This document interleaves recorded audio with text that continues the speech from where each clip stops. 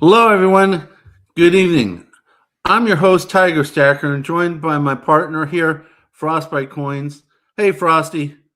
What's going on, brother? Oh, not much. Hey, I got a question for you. Actually, for everyone here in the chat. When you look, not much. Oh, hey, I got a question for you. I thought I took care of that. I apologize. When you look, not much. Computer always outsmarts me. When you click buy or shake hands on a deal, the price of gold might change 5 seconds later.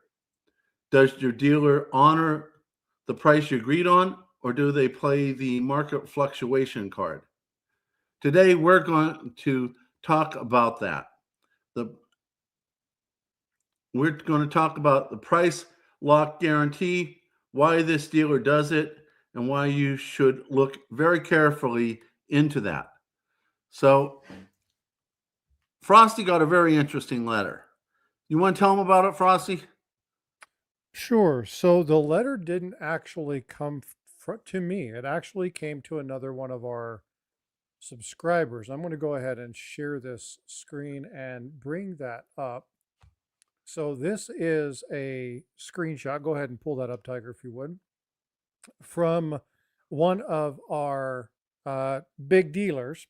And the question that we want to ask tonight is, if you frequently shop at, is it a coin shop, a dealer, whatever it might be, did you get something like this, or have you received something like this recently? The reason I want to have the discussion is I genuinely don't know. I know that I've seen a little bit of this. I'll turn my volume up here in just a second. I've seen some of these things show up, but I really haven't seen a whole lot when it comes to the relation of the other companies. So I really want to ask chat and just have that kind of conversation, because I think this is a really cool move by this company to send something out. You'll see that those black block letters are there. I thought it was really cool. So can we talk about this? No, Tiger, did you receive anything like this? Nope, I never got it. Maybe because I sometimes ordered from JM Bullion, but I wasn't a avid JM Bullion goer. Well, and I'm not even talking necessarily with just JM. I'm talking in general. Did you get, because I mean, you've dealt with a number of other places. You've dealt with True. Provident, you've dealt with Hero, you've dealt with all the ones that we've listed on the thumbnail. Did you receive a letter from anybody else? Because No. I've only seen two people that I know of who actually received a letter, and both of them were by the same company. No, I have not. In fact, I think JM and Provident are owned by a parent company, if I remember correctly. They might be, but I buy from Provident fairly often, and I haven't seen anything from them. So it could have been lost in junk. What I wanted to find out is, did anybody else get one? Because like I said, I genuinely don't know, and I'm curious about that. If you got it, please put yes in the comments. And if you didn't, put no in the comments.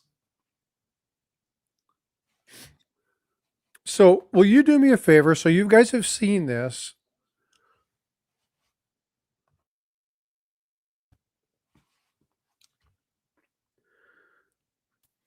Big Flip says JM was throttling last week and sent this out afterwards.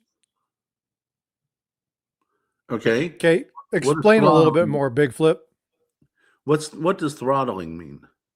To where you're really, really, really pushing hard. You're going, and Okay. you're putting a lot of effort and time and stuff into it, and then they probably dropped this for PR reasons. I don't know if that's what he means by it, but I want to verify. It really is. This conversation is really just morbid curiosity.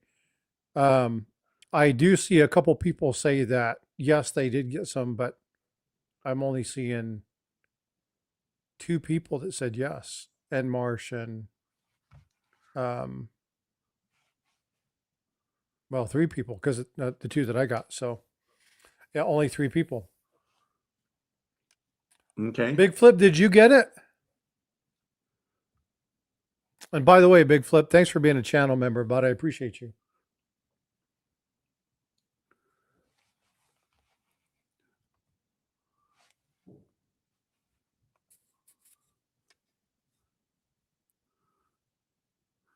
Yeah, we see you, Neil. So I know that there was a discussion with them, and so there's some stuff because again there were lots of conversations back and forth about dealers and what they allowed for and how long it was taking to get stuff and payment, and there were a lot of issues they implemented. They were stalking big time, trying to build up to this, and then they dropped this. What I was trying to find out is, again, if we didn't see this from any of the other dealers, and it's just kind of part of their normal business, what did you guys think of this? Because again, I don't really understand the context of the letter. I saw it as a really good thing, but then again, I don't know quite yet what to suggest or think because again, I don't follow that closely. Tiger and I really haven't been tracking a whole lot when it comes to this, and so I just wanted to find out what you guys thought about it. We felt like it would make a quick, nice little live stream, check in on a Monday, and with silver prices going through the freaking roof, we figured it was a prudent conversation. So you can pull that down, Tiger. Okay. Hey, Tiger just gifted 5 memberships. Outstanding. Thank you so much for that. You're welcome. I was wondering when you realized I did that about 30 minutes ago. It was actually 1 minute and 37 seconds ago. Notorious RPG, Craig Tony, John Gold, Cloudspit.biz, you all received memberships from Tiger Stacker. Thank you so much for doing that. Big Flip said, I think it's kind of an apology for the small buyer or stacker. Because of how they were screwing people as it was soaring through the roof. So again, I really want to find out what people's thoughts are in this. I don't have enough information to hypothesize how I feel about it. What's up, OC? Hello, Patrick everyone. says manipulation to stop the price surge. What's up, Silver Wolverine? How you doing, bud? He says, I haven't bought from local shops in years. No letters here, but I'm buying mostly from my local coin shops. As you should, right? Support your local coin shops. But yeah, this is wild. I've never seen an issue like this. So I was kind of wondering if that's what this was, an apologetic attempt to ease some tensions, or if this was just a really good move on behalf of JM. So I appreciate it. Neil also buys locally. Again, cash and carry is the way to go. And more than one thing. And it also gives you the advantage of of paying in cash if you don't want anything tracked.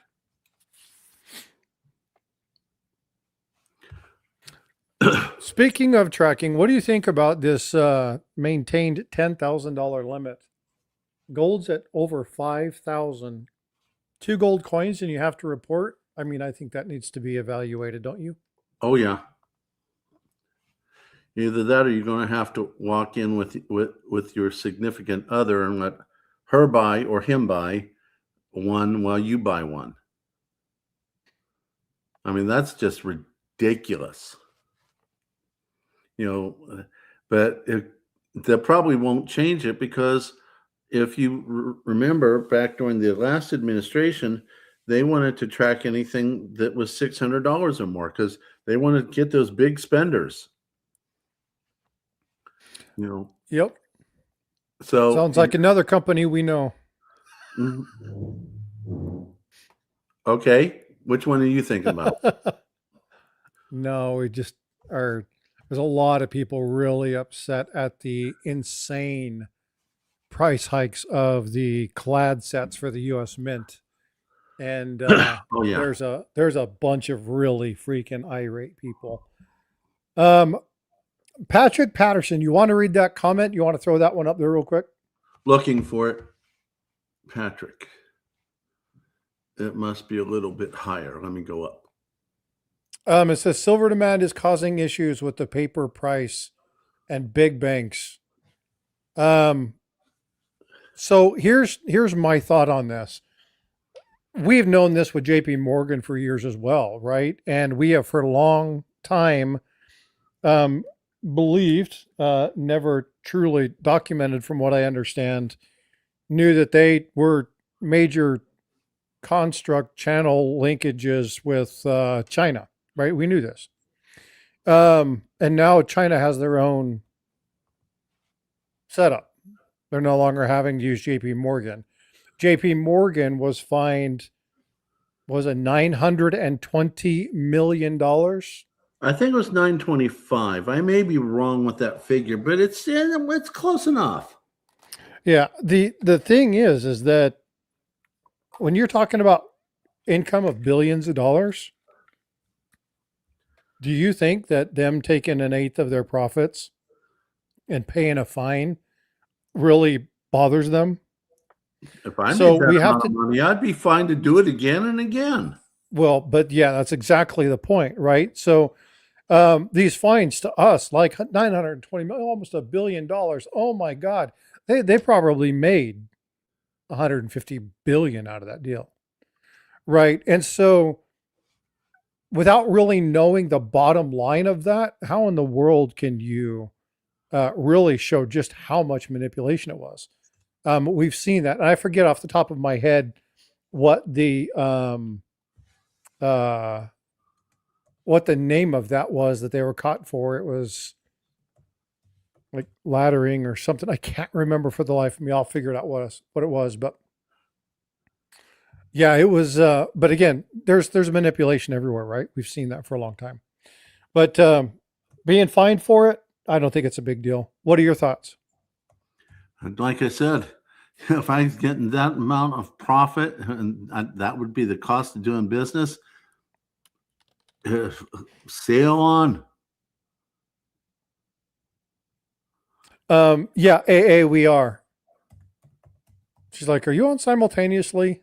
It's like, yes. By the way, moderators, thank you for being here for both channels. And we should have probably told you we were doing this ahead of time. So you're not, who the hell is he talking to? We should have probably communicated a little better with our constituents there. But to all the moderators, thank you so much. We appreciate you.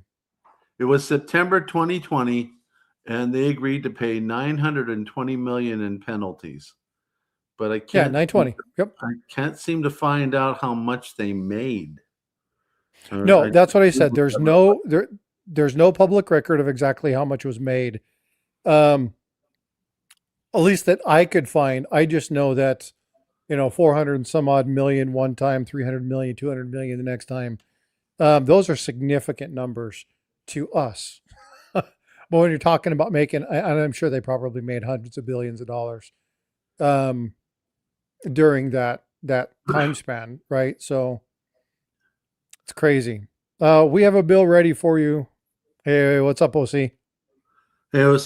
Hey, I want to point something out. WWIDH says he got notified by both channels. Now you can get notified by both channels, but you have to subscribe to both channels. So Frostbite and I work very hard to teach everyone. So if you are subscribed to Frostbite, you're not subscribed here, would you consider flipping over and subscribing, hitting the like button, bell notification, all that type of stuff? Maybe watch a video or two. You'll stay as a subscriber. If you're here and you're not subscribed to Frostbite, would you mind flipping over there, hitting the subscribe button, bell notification, leaving a comment, watching a video too? Same reason. It'll help build both channels. Frosty has just passed 7,000 subscribers, and I'm close to 3,100. So both of us would be very grateful. We want to get the word out there, and we're here for all of you. So if you'd be so kind, it doesn't cost you anything. Just go ahead and hit the notifications and the subscription, and we'd be really grateful. It also helps with the YouTube algorithm. Yeah, Luther, they've been fined quite a bit, and this is something that there's a number of different places. So here's the thing you have to understand about owning a business. It's like being a doctor. You're going to get sued at one point or another. So true. It's just the way it is. If you listen to what happened, I got a month ago, SD Bullion, right? People, oh my God, you're not the lowest price. We're going to sue you. We're going to claim all this, blah, blah, blah, blah, blah, blah, blah. What's the last you heard from it? Nothing. That stuff happens all the time. Accusations. Keep in mind, it was done in California where they sue people just because they're breathing. Yeah. And so these are things that you're going to see in a lot of companies. You're going to see fines. You're going to see things like that. Maybe they handled it inappropriately. Maybe they didn't cover a tax on something. Maybe they weren't very good in keeping their budget, whatever the situation might be. In many of the cases with these businesses, it's not nefarious. Most of these larger businesses, it's not nefarious. Some of them game the system. They get caught. They have to pay for it. Yes. The big banks, things of that nature, there are certain banks we've seen repeatedly. And the one that always pops to mind is JP, right? That JPM is that one that's just, they're always in the news about this. And so manipulation will always be a thing. But my thing was this letter from JM. I just wasn't quite aware of what the situation was. I wanted to get the opinion of the community. I could not make an assessment from the 2 emails I received what the situation was. And so instead of assuming what it could mean or just trying to figure out on my own and maybe missing key details, I would get you guys' opinion.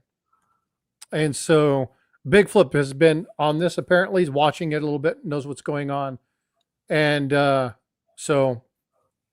but it's good. Yeah. So again, this is the reason for this.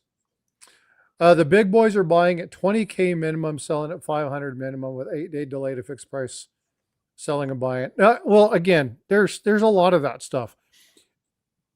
What do you guys? So actually, I guess I should ask Tiger to ask this question because you probably can phrase it better than me.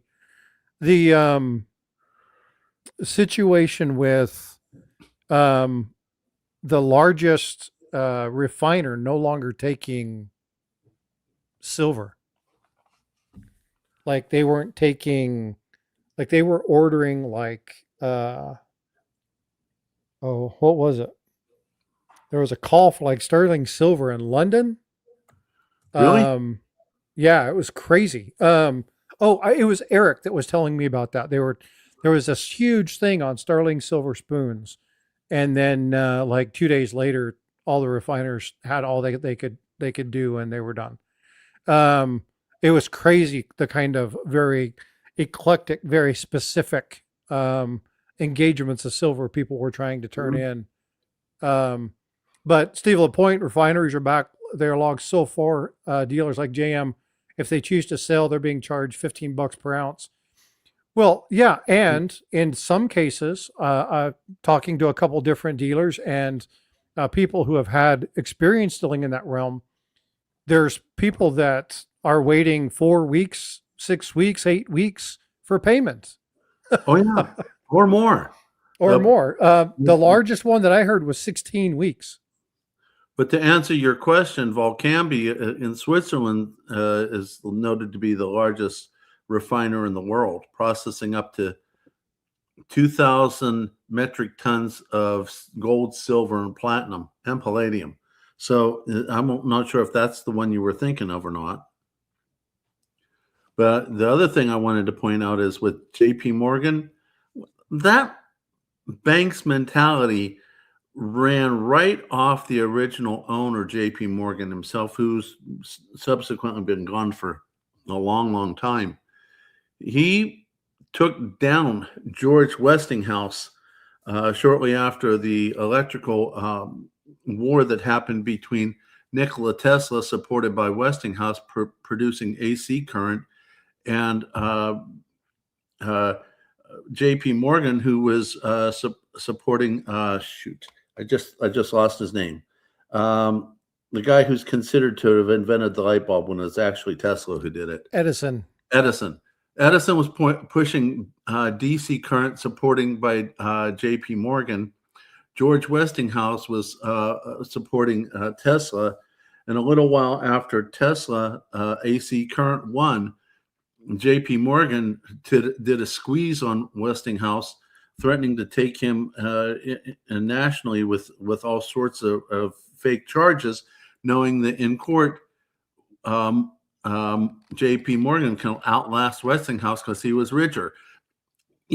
That's the way the man did business. Why do you think his bank that is still carrying his name going to work any differently? Sorry, Well, the man's richer than God, or his company's richer than God. Of course, they're going to play that card. 1913. 6 people in a room. Who were they? Do you remember? 1913? You're talking about when they passed the Federal Reserve? Mm-hmm. One of them had to have been Woodrow Wilson. The other ones probably were the financiers. Okay. Who were those financiers? I would assume one of them would be J.P. Morgan. Maybe one of them would be George Westinghouse. Rockefeller, I think, would be one of them. That gives you 3 names. Let me think. There's a place that Carnegie, I would think, would be one of them. I'm running out of ideas. Well, you tagged most of them. The big point in this was that J.P. Morgan is one of the founding members of the meeting at Jekyll Island. And again, when you talk about who he was and the tenants of that bank, they're the ones who took the gold standard away from us. Yeah. They're the one who took silver standard away from us. So, I mean, you want to talk about the manipulation of metals? It's been happening with JP ever since they started the Fed. So, again, there's history. There's lots and lots and lots of history there. So this is why so many people get frustrated over that.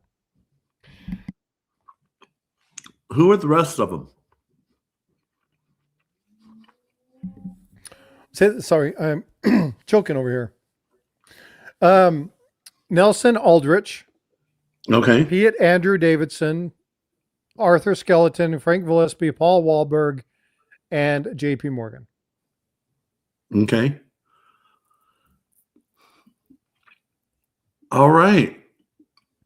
And then they had a duck hunt and they met, and then more people showed up, and it just continued to grow. And it was the Wealthy Men's Club and talking about what needed to happen.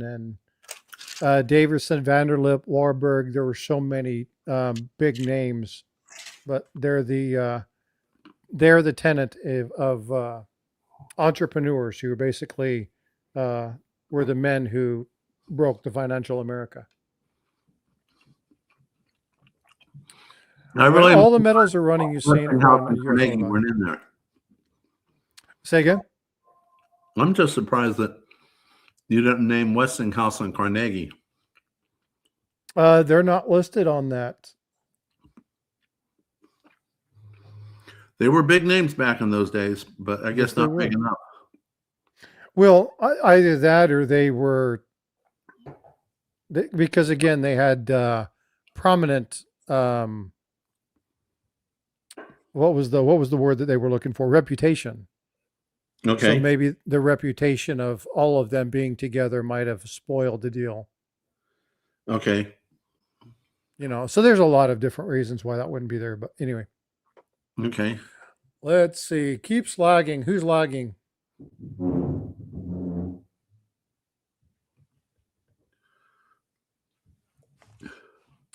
If nobody else is lagging, then we'll see. China slowly taking all the U.S. silver gold hold like Sir William Wallace.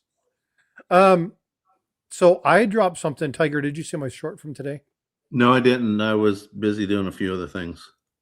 Oh, you know what? Before I do that, hold on. I want to go back and say something. I highlighted it and then it went off the screen. Um, JP Morgan is one of the people who never went on the Titanic. Yeah, that's true. We're not going to go there either. Um, the price lock delay on the payment or the refiners. Yeah. So Big Flip answered that question. Luther asked, they're holding the price for 16 weeks or however many weeks that was. The difference is that was payment to the coin dealers, not the other way around. So it's not like they were holding the price of silver and then you were getting that money. Remember, you're getting that payment at that price. So by the time you get it, you're losing, in many cases, potential money. So I just wanted to address that. Monetary systems last about 80 years. The IRS was last reset in 45. We're close. Yep. So anyway, I got to remember what the hell I was talking about. I deviated myself. Well, did you want to go over some of the issues that we found after we talked about that letter? Yeah, let's break into that. Then that'll give me a chance to remember what the hell I was going to say. Most, if not all, of the online dealers say that they're behind.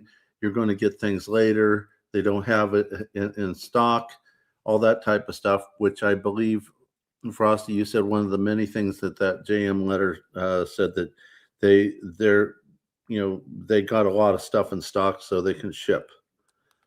They did no. So I'll clarify that. Let's pull that back up because there's a little bit of a clarifier there. Okay, send it back to me. What they were saying is that they will not put it on their site to sell. They will not put it on there if it's not in stock. It says they will remain well stocked. They will remain well stocked in position. We sell products we physically have in inventory or we've identified clearly as pre-sale.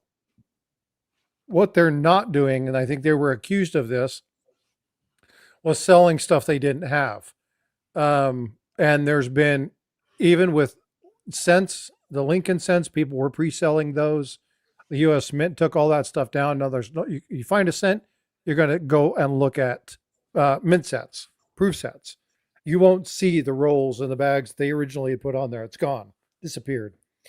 So there were a lot of people frustrating at pre-selling. This might be one of those things coming back and said, we didn't do that. But now that Big Flip has talked about there being kind of a big run and them trying to do some stuff, and this might maybe being something to ease the frustration from some the bullion buyers for the last week or two. This is kind of, hey, you know what? We made a decision. We're in a good position. We're selling stuff that we have.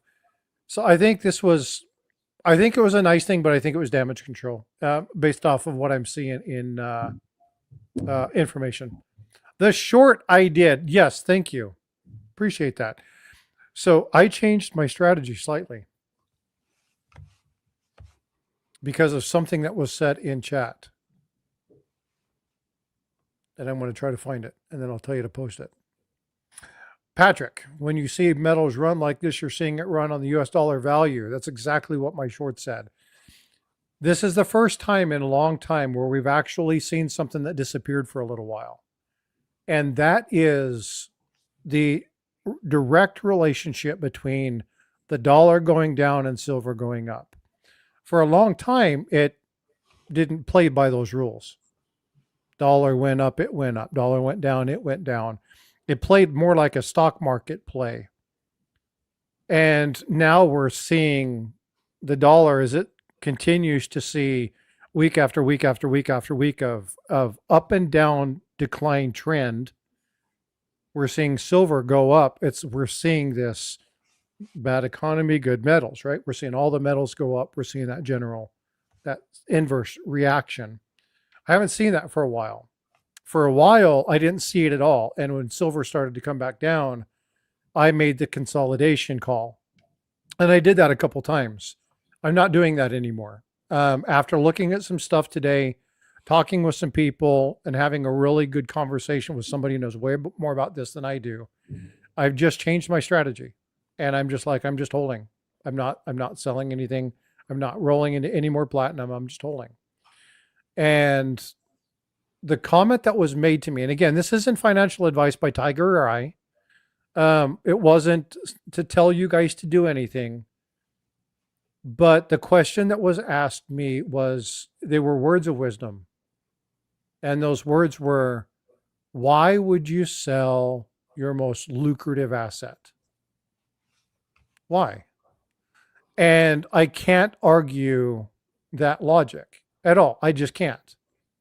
I don't care what charts I see. I don't care what I believe, what strategy. I implemented my strategy. I'm happy with it. If I wouldn't have sold any silver, would I be a little bit ahead? Yes. Does that bother me? No. I consolidated my wealth as I wanted to, and now I have less weight, but almost the exact same value. I'm fine with that. I did an investment strategy. It worked out. I won. I'm happy. But from here on out, I'm holding. I'm just going to hold. I'm not going to buy. I picked up my last few pieces, and I'm just not going to buy right now. I'm just going to sit on it. Just watch it run its thing.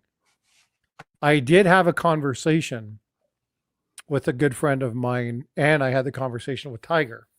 And YouTube Me is in chat.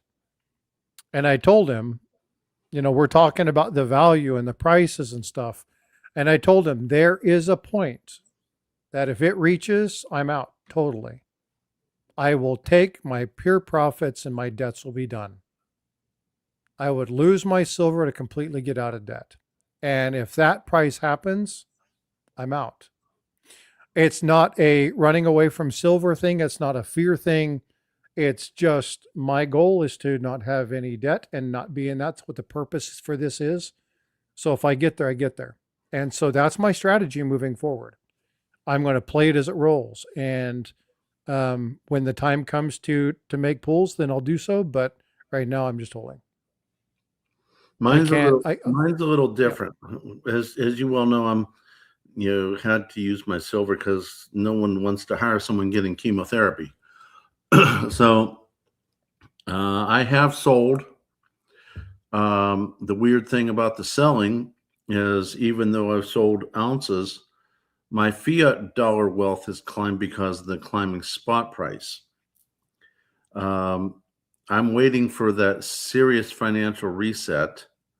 And once that comes in, I'm going to sell as little of my metals as possible, get out of the house debt, the car debt, the remainder of what I haven't paid off yet on the credit card debt. And then I'm going to try to hold on for dear life and only use what I have to in order to continue to make it through. Because I do believe, like most stackers, the SHTF is coming. But as I've also told so many of you, I've also stacked 2 to 3 years worth of food. I'm working on a way to collect water in case, the water supply runs out. Still arguing with myself about putting solar in. We'll see what happens with that. But my goal is to get through SHTF and hopefully make it through. And if God be willing, be better off on the other side of the fence, which I can see that happening. Because like I said, I sold some of my ounces, but yet my fiat dollar has gone up simply because of the spot price. And by the way, I wouldn't know that, guys, if I wasn't such a nut about numbers and math. My spreadsheet, I set that up. I follow it. Any adds, subtractions, I follow it. And I watch it climb or fall. It used to fall a good bit in the early part of my 4 to 5 year journey. But you will see, if you did it from the beginning of yours, you would see that you're actually climbing, especially over these last few months. So my goal is to get through. If I make it through this cancer, and I will, I'm going to be able to hopefully be okay. Better yet, even better than okay. And I would suggest that you do not sell your gold or silver unless you have to. You can all do what you think is best. Frosty can do what he thinks is best, but from friend to friend, I would wait for the reset and then sell as little as you can to get out of all the debt you just mentioned. But that's me. So take it as you wish. I did want to point out what we talked about yesterday. Let me show everyone these websites. Yeah, I was just about to ask you to do that. Perfect. Thank you. You're I want to welcome. address a couple of things real quick while you're pulling that up. Credit cards are useful to do large purposes, though, and I never make minimum payments. Always pay it off. If you are disciplined and you can do that strategy, outstanding. Also, you can utilize, and again, not everybody's good at this. If you don't have good kind of gumption, stick to itedness with finance, just stay away from your credit as much as possible. Because Very true. again, it's one of those things. Don't you ever buy collectibles or bullion on credit. You totally ruin the entire purpose of having it. Exactly. Paying interest on something, then you end up you buy a $300 piece and then you pay on it for 4 years and you just bought it for $510. Don't do that. It's not True. worth it. You'll never gain it back and you're just basically pissing money into the wind. Don't do that. But Okay. when you look at trying to coordinate spending with a credit card, you can get free things from it. You can, if you guys travel a lot and you do stuff like that, this is something my wife and I do. She manages this because she's way better at it than I am. We pull our money, we put it on the credit card, we drop our money into it over 2 months, and we pay it off. We pay excess. It looks good on the credit, and we're done. We don't have it. It's there. We stop. You put temporary holds on these things. Just leave them so that nobody ever uses them when they're just idle. And then if you have a big trip coming up, you do the same thing. Save for a year, put it on the card, get all your points. My wife just bought a ticket for us. We're going on a trip for my birthday. And so she bought my airline with the points that she's done from this. So there's opportunity for you to do stuff, but man, you have to be responsible. If you are not responsible, you can end up in some really hot water. Michael, I understand about doing the charge on emergency. I can tell you that we haven't had to do the cards for emergency for a while now. We've used what we've stacked, whether it be the metals or we would store some cash and an emergency would come up and we'd use that cash to pay things. Most recently, I found, actually, my wife found a short in one of the electric sockets. I turned off that part of the fuse box, and either I'm going to get in there or we're going to get someone to come in and do that. The wife doesn't like me playing with electricity, even if it's turned off. But I have the funds to pay a handyman to fix these types of things. It's nice to have. So if you can, and I was in your shoes, Michael. In fact, when I first moved to Charleston, West Virginia, my credit score was in the 400s. I didn't know that until I started looking into buying a house. And all the things that I'd done, bought a car, bought this, bought that. And, the income to debt ratio was not bad. But the way they run things is they use everything against you. You check on your own credit score. They knock your credit score down. you contact one of the three bureaus to challenge them, they knock your credit score down. You pay something off early, they knock your credit score down.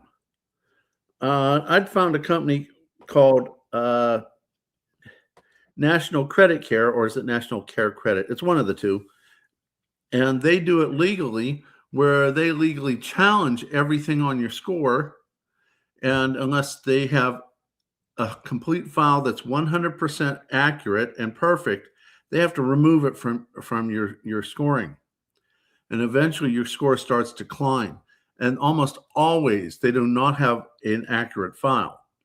Then what they do is every month, once they get rid of the ones that are not fitting that category, every month they repeat the process, because the credit bureaus don't make money unless they get new people to file on new people.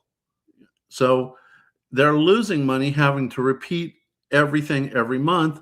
They eventually just take it off so that they quit losing money. It's all about the money. So if you can get to a point where you can, clean up your credit scores and start working on building your wealth, when you come into an emergency, you won't have to be paying those interest rates to credit cards or to banks or to whatever. So just a little food for thought. I mean, I've been there, and you would think with me working as hard as I do, that wouldn't affect me. But yeah, it affects everybody. So just a little food for thought. Well, and there's something that said, Steve Lapointe, soft pulls don't affect you. They've that's kind of a lie on the public. The public inquiry of your credit is what affects you. They can look at it at any time. It's when they do a public inquiry. That's when they go out and they actually run that review. They ping all those places for your updates, and they do that active query. That's when you get reported. But yeah, I mean, I can go in at any time and utilize the software that our banking system uses, and I can just open my report and I don't have to pay for it. I don't have to access it once per year. Looking at a credit report doesn't do it. It's like I said, it's when they run the other. At least that's the way that I understand it.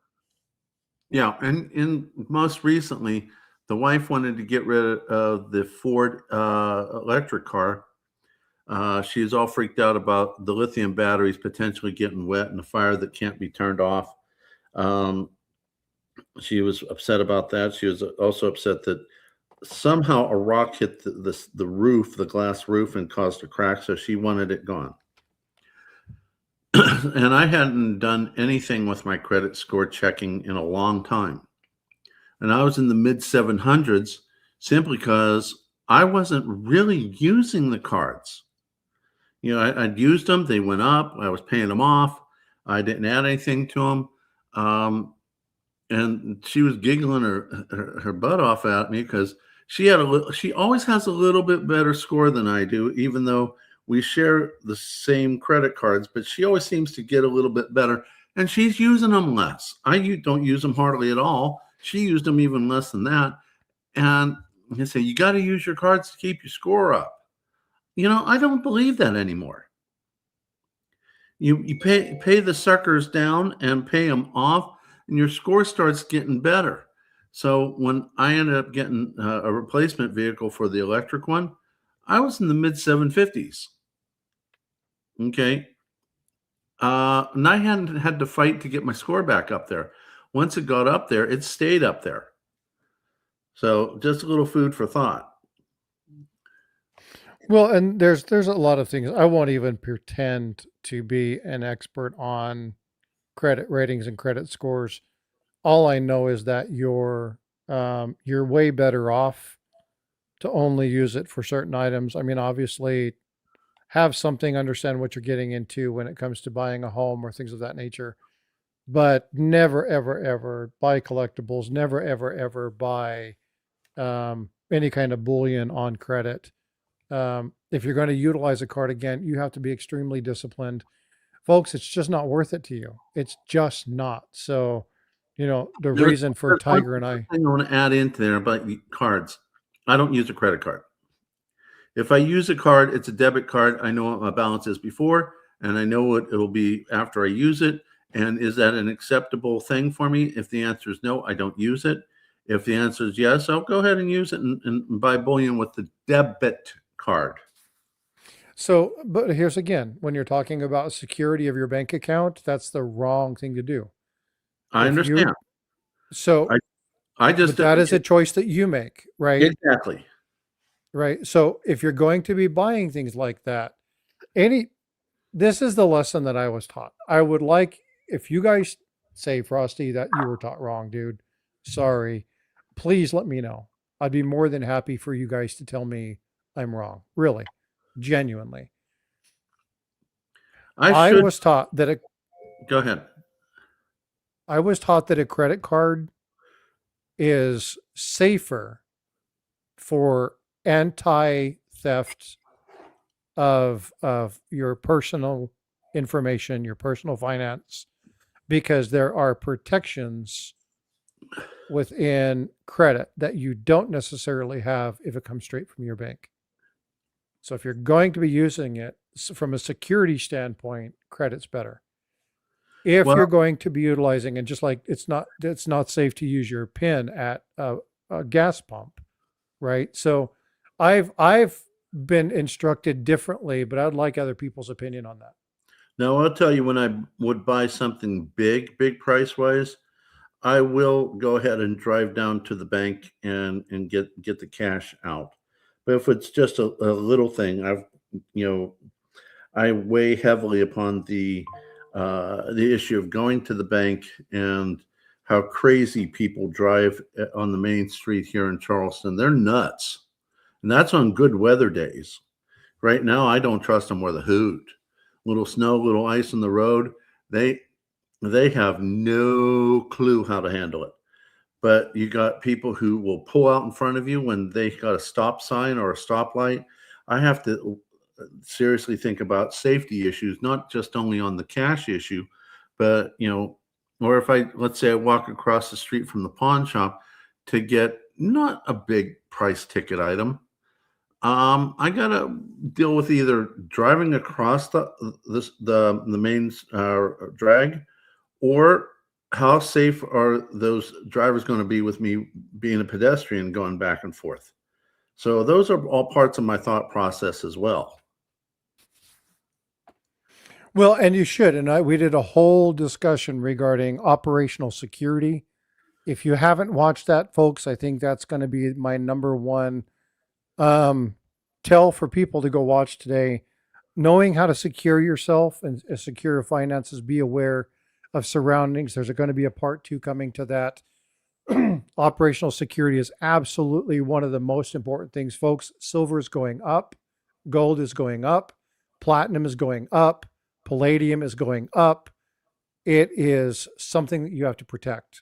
The more it goes up, the more people are going to want it. Make sure you protect yourself. And Understand OPSEC. And you got to keep in mind also, and just let me just point this out here.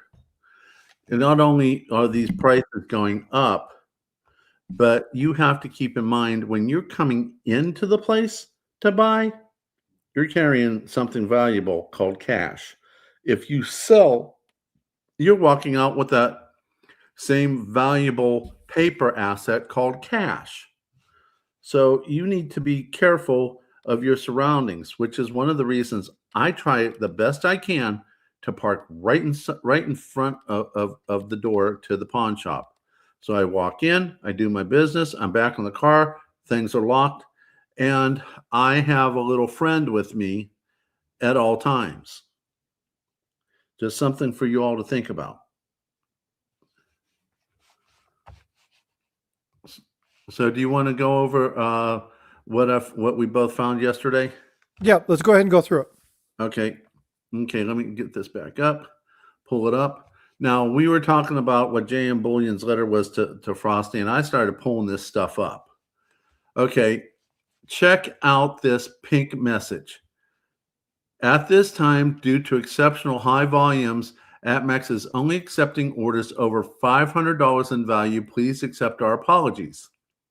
And that came up when I just put in 1 silver round. So unless I hit 500 or more, they're not going to do business. So then I went into SD bullion. SD bullion, I put in there for 2. I put in there for 1 silver round, and then I put in for 2. Once I put in for 2, you got free shipping. Okay. So you got free shipping with SD bullion at 200, which is what their standard used to be. And it used to be the standard over APMEX, but no longer. Then I went over to Hero Bullion. I put in there, I added 1 silver ounce at a time. This was at like 101. I don't know why they were that much under, but it was 101 at the time I ran this. And I put in for 12. No, not 12. I think 10. Yeah, quantity of 10. So I went ahead and it came up to almost $1,200. Shipping to be determined. To be determined for $1,200. That struck me as seriously not right. To be determined. I'm not sure what the hell that means. So then I went over to Provident. And Provident did say yesterday free for shipping. Oh, there it is. Yeah, there it is. It's the taxes was to be determined. So Provident was shipped for free, but it only got there. I think it. Let me go ahead and bring this back down. Yeah, $200, and you get free shipping. So there's no change there. I did the same thing with JM Bullion, and shipping free. So that was 1, 2, 3, 4, 5 online bullion dealers. Hero Bullion to be determined. APMEX, you got to spend $500. Now, you might want to buy $500 worth of stuff.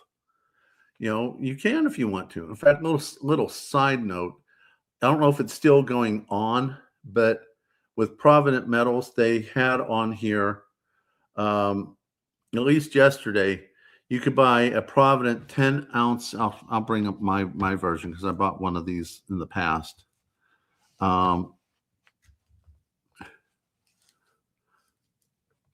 You could buy a 10 ounce Provident Metals bar at spot. Now, granted, spot's over $1,000 now. When I bought this, well, this one I got from Long Live Coins for $360. I did buy one directly from Provident. Here it is. This one I bought directly from Provident, and you'll see when, because I label everything, was May of this year, $325. So, you know, they still run those spot deals for their 10 ounce bars, but you're going to be paying a lot because of the spot price going up. Yeah, and you and I talked about that. It's just unreal to look at a 10-ounce bar and go, it's $1,000. Yeah. It's like, what the hell? So So I used to complain when it went above $300. yeah, You know, and again, we talked quite a bit about this. I mean, he What only what does Andy Scheckman say of Tiger? Are you asking me a question, or was that asked in the chat? What does Andy Scheckman of Miles Franklin say, Tiger?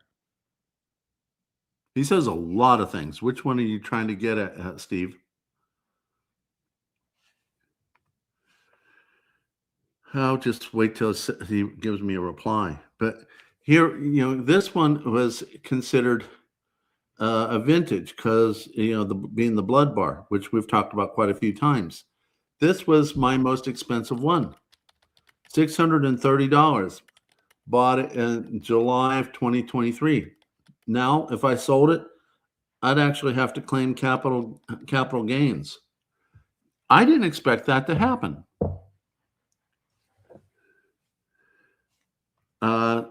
Steve will point, does he have a limit?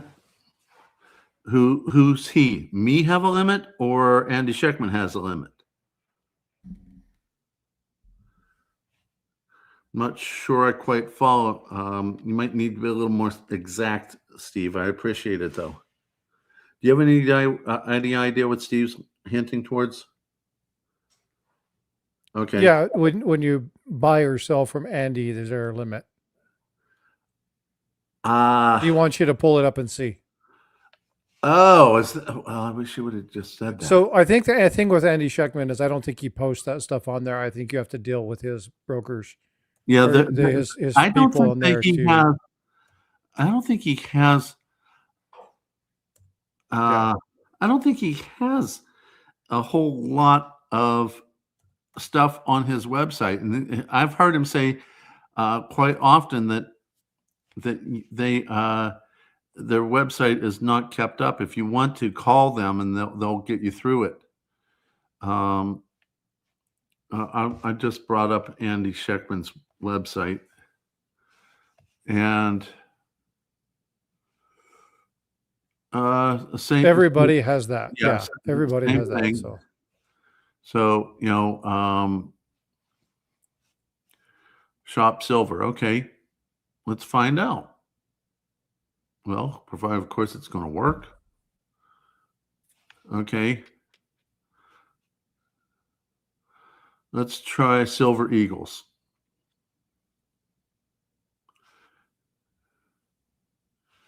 Add to the cart. Well, let's go over here. Why is that more? Okay, we'll go here. Add to the cart. Thought that'd be a little faster than that. Price anomaly. Please try again. Contact us. Well,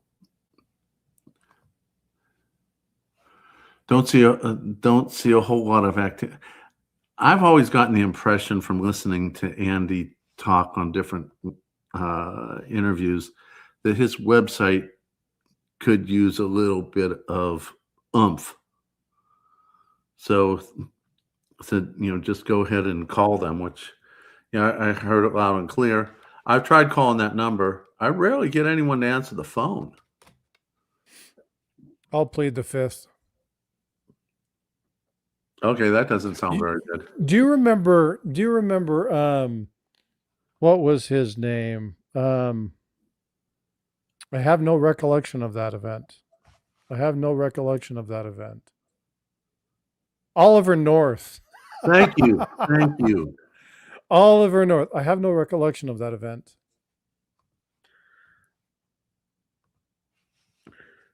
You get the feeling that he was not telling the truth? No. I think that he was the guy that stuck in front of Congress and said, "Good luck." Oh, so he was a patsy.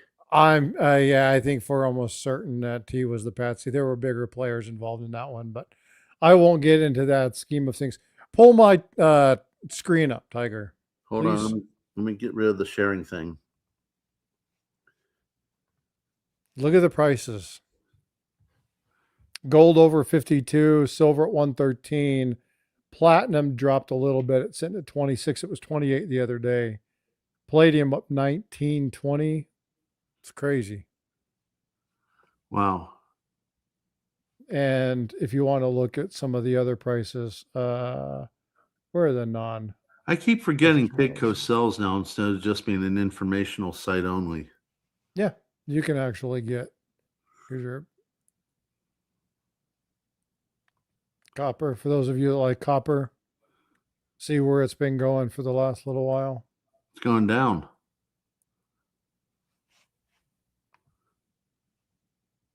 Nope, looks like it. No, looks like it's gone down some. It probably has dropped today if we pull it in today, but no, copper's up quite a bit. Okay. What they don't have is I'd like to see, I don't see the selling indicators on here. I'd like to see the selling indicators because that's how you figure out. I mean, obviously sell, but I'd like to know what the volumes are. But how do their prices compare to the ones I've just shown everyone? So if we go back and we were looking at metals, um, the ASE was 131, so it was a $20 premium, as was said in the chat. I think Steve LaPointe's the one that pointed out that was a $20 minimum, or that was a $20 premium on an ASE, which is crazy because you Yeah. should be able to get them close to spot. Um, and so yeah, I wouldn't be paying that ever from No. them. If I wanted an ASE, I'll go to the pawn shop, and I forget if it's either $2 above or $2 behind spot. You know, I can, and granted, she doesn't have, as much volume as an online dealer, but with these prices, I won't be buying as much as I used to buy. And to be honest with you, if I had to buy anything silver wise, I'd go for the constitutional. Granted, maybe not the dollars, but I'll go for the constitutional. To be honest with you, when I do my giveaways, for me to give away from my stack, I have to go through 2 spreadsheets to do things versus going to the pawn shop and buying a small little bag like a dollar face of dimes. I'll buy the dollar face of dimes or the dollar face of quarters, and I only have to deal with one spreadsheet. That's just a whole lot less hassle for me because I don't want to have to sit there and, monkey with the computer. Imagine that, me not wanting to monkey with the computer. Can you imagine that? So honestly, I'd just rather what I don't give away from the live streams, I put it in the stack.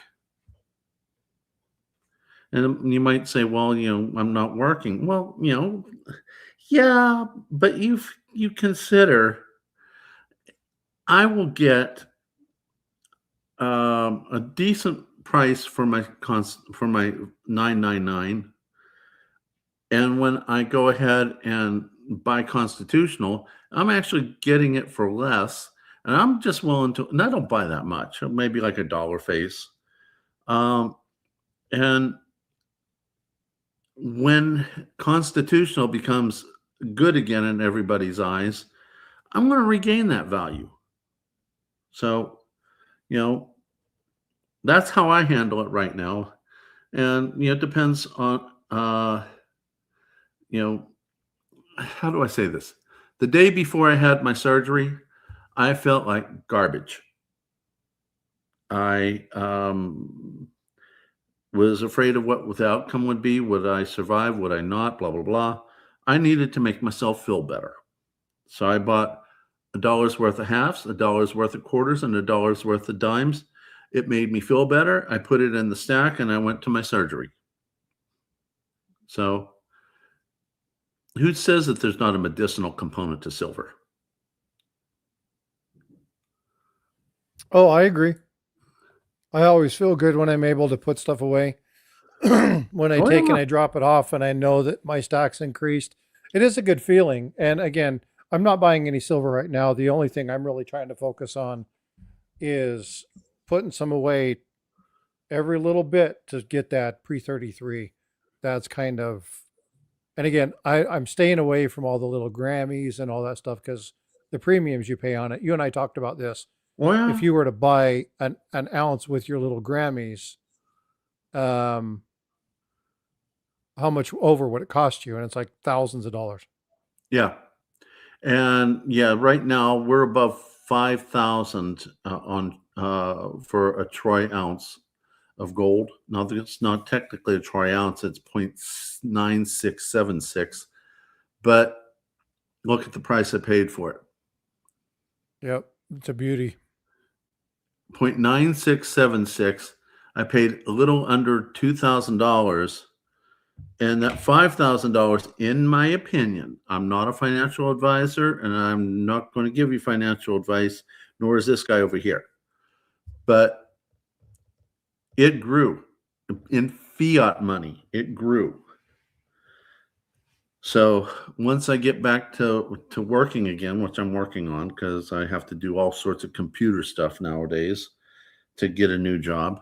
And once I start working again and start stacking fiat again, I'm going to start adding back to the stack. But that's going to be after I pay the bills and everything else. Bills first. You know, bills come after food. Food first. I agree. Hey, Tiger, do you know what's going on tomorrow morning? You're doing another live stream? I am. Did you guys know that? No, that's just what you do. I don't think you sleep, dude. Do you know who I'm going to have on? Is tomorrow the day you're going to uh, be with my very first teacher? I'm going to hang out with your very first teacher tomorrow. Yay! Yeah, I'm really looking forward to it. Is it going We've to be got some alive good or is it questions. going to be recording? I think it's going to be a live. I'm setting it up for a live. I'm hoping that's what we do. So if we do the recording, I think the recording would be better, but we'll see. She's the boss, dude. She's the boss. Oh, absolutely. Yeah, she and again, it was like, here's some questions. Let's do this. And Now you better give me. You know I work through the night on my videos, so yeah. you better make sure you buzz me because I'm not missing my teacher. Love Oh you, yeah, dude. it's not a problem. Love you, dude. But she's taught me the first, so you better make sure my butt is up and ready for Lynette with a cup of coffee. I'll holler at you. It's going to be 11:30 Central, and 12:30.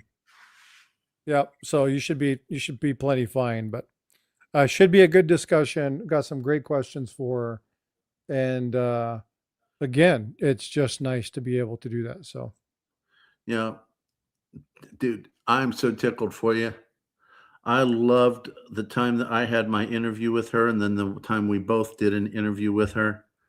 So she's agreed to come back onto my channel. I got to get everything set up because it's going to be me introducing her to Chris Pritt since she's part of the Sound Money movement.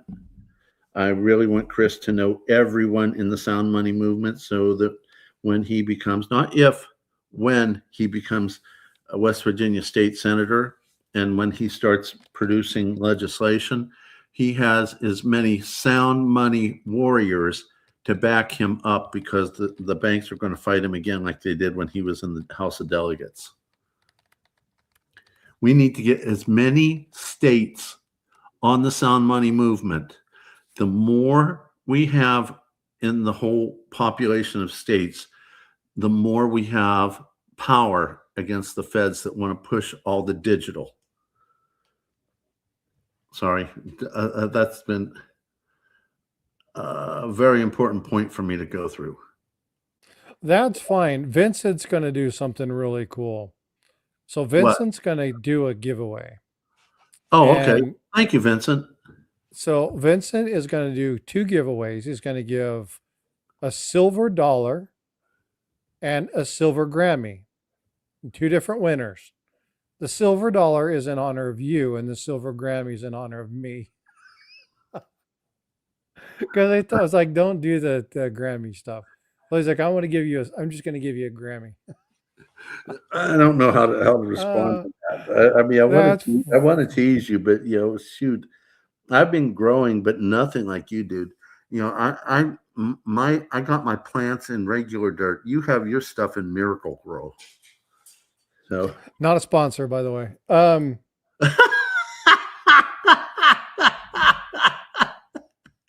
Good. I love that. Too much fun. Well, let's pull this up. Okay. We're going to have to do Tiger, look in super chat or private chat. Okay, let me get there. Nothing's in private chat yet. You must not hit the reply button.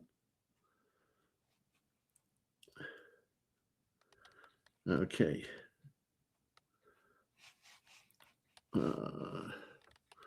Wonder if I should hit refresh or you're just still typing. That's the word I'm looking for. You see it? Okay. So how do we do that?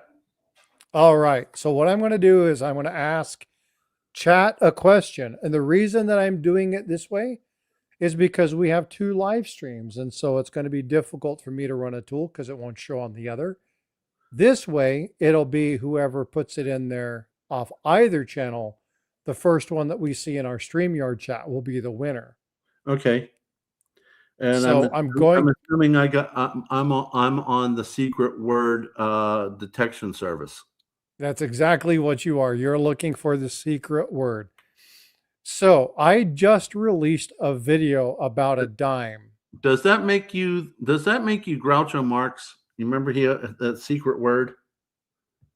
The secret word of the day is cigar. Um, God, you do remember that. Okay. So I just did a thing on a dime. Now, what makes this dime different is that it is a brand new design. That brand new design is for what? I need the word, the long word. Tell me what that word is. The first person who drops it wins the silver dollar. And it's not my birthday.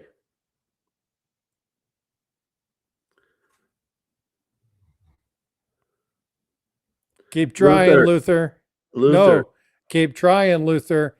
SkyQuest. Hi. So the one, Got it. it's what I have. So semi-quincentennial. So SkyQuest, do me a favor, reach out to me, send me your information. I think I already have it, but I will forward that over to Vincent. And so I'm going to ask another question. Tiger Stacker recently did a video. What was the video on? Everybody's like, I don't know. You better go find out. Well, you right now I've been ranging between 8 and 9 concurrent viewers, so you're probably getting a bunch because I see on StreamYard a lot of the negative things within the parentheses. So that means it's coming from your side. Luther, such a smart ass. What did he write a video on? Stacking. Specifics, brother. Specifics. Now, people are running over to figure out what your last video was. You guys should be watching.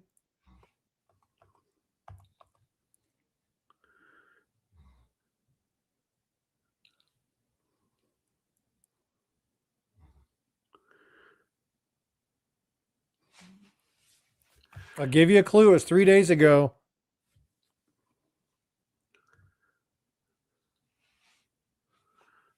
Watch your channel, Tiger. Make sure the folks on your channel, they're all trying to go look it up real quick. Greg Olson is the quickest one with the Google chat. GSR with Ian. Yeah, it's a great one. So, Greg, send me one out. We're going to do a Grammy, but I got something else I'm going to throw in on top of that. So, I will send you another coin. So just to kind of make up for that silver Grammy, but then I'll get the information and Vincent can fire that over to you. So Vincent, thanks so much. Oh, excuse me. Thank you so much for doing that. If I get to 25 likes, I'll throw in a silver dime. If it gets up higher, I'll throw in a bigger amount. And so, you guys, one thing that I'm doing, this is something where Tiger and I are talking about. We're going to do this. I told him we'll figure out how we're going to manage this. But I've set a goal on my channel. Any live stream I'm on, physically on, like if I am conducting it from my channel, 100 people in the chat at the same time, we have 100 likes. It has to happen at the same time. I'll give away a silver ounce. So when that happens, if it happens 4 times in an episode, it's 1 time. But when that happens, we'll do that. And I'll make sure I give that away. SkyQuest has sent the email. Thank you so much, SkyQuest. I'm sure it'll pop up here momentarily. Thank you, Gold Maple.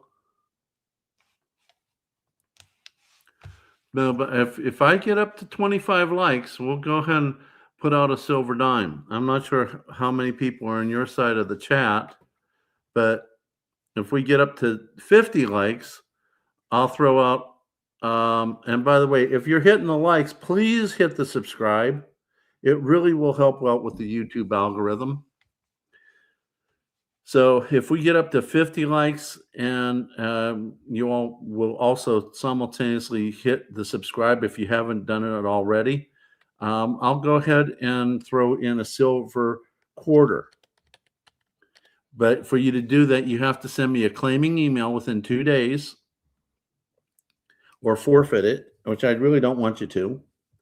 And I'll make a trip down to Chevella's and buy the dimes and the quarters and ship them off to the winners.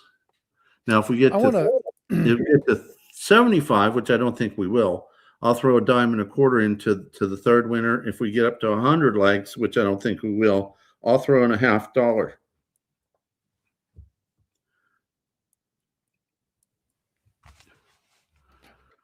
Sorry about that. I was talking to my son. I didn't mean to speak over you.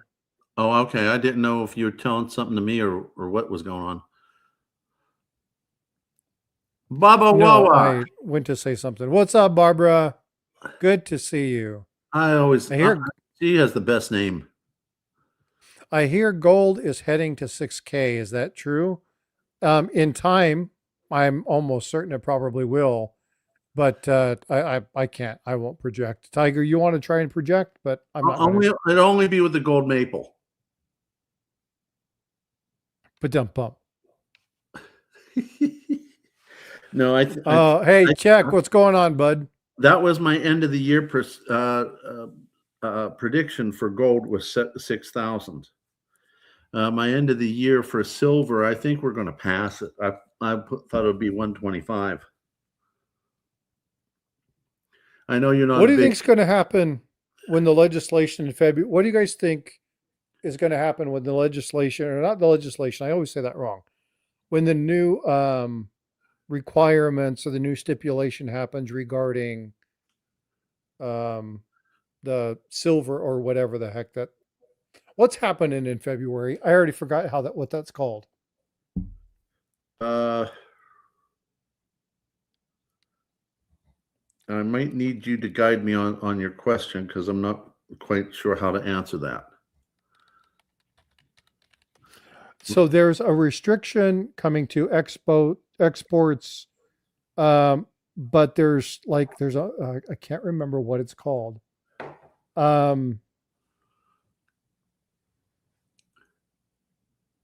It's like an export licensing.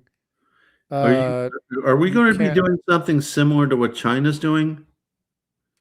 I can't remember exactly what it's called. I need somebody to pull this up. I'm trying to find out what it's called. Give me a second. Let me pull this up. It's about like shorting or putting the amount that you can borrow. You have to have a certain amount of physical storage. I can't remember what it's called. Is that what they're going to try to be doing with people like the LBMA and COMEX? I think so. I think that's all a part of it. So they don't get caught with their shorts down, no pun intended, or maybe that should be a pun intended. Trying to find where that's at. It was on Reuters, I think.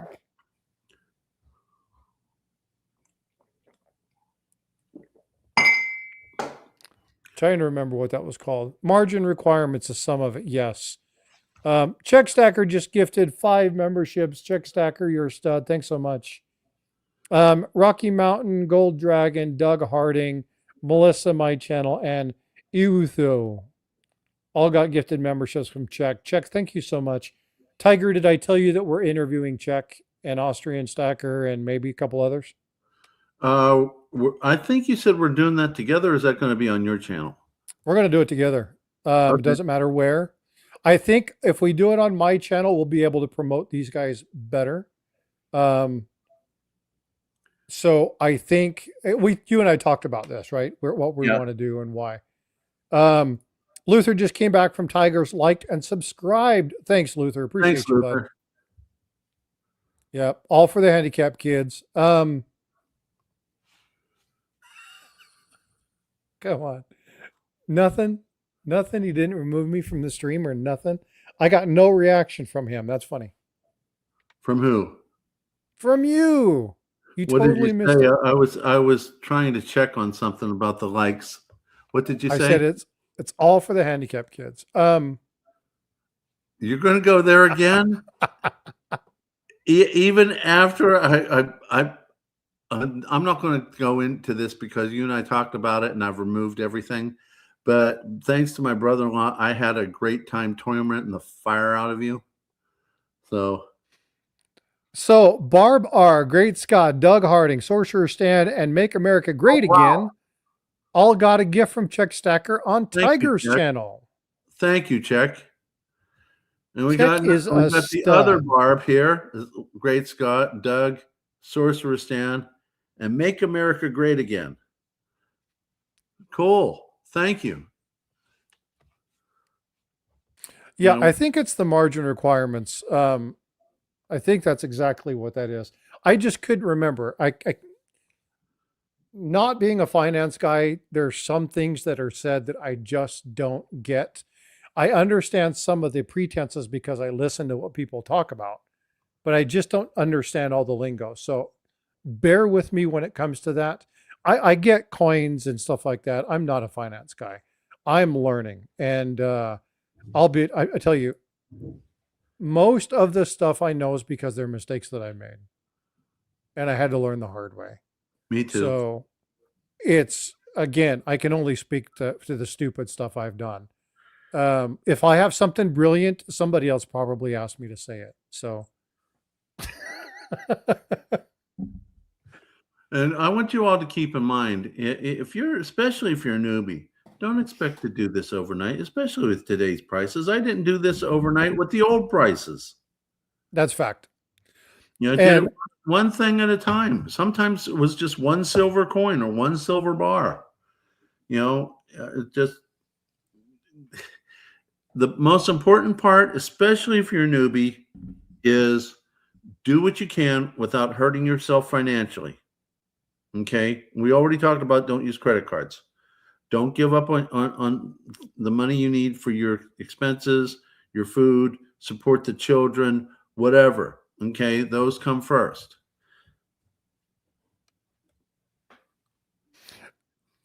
You said something that's really important.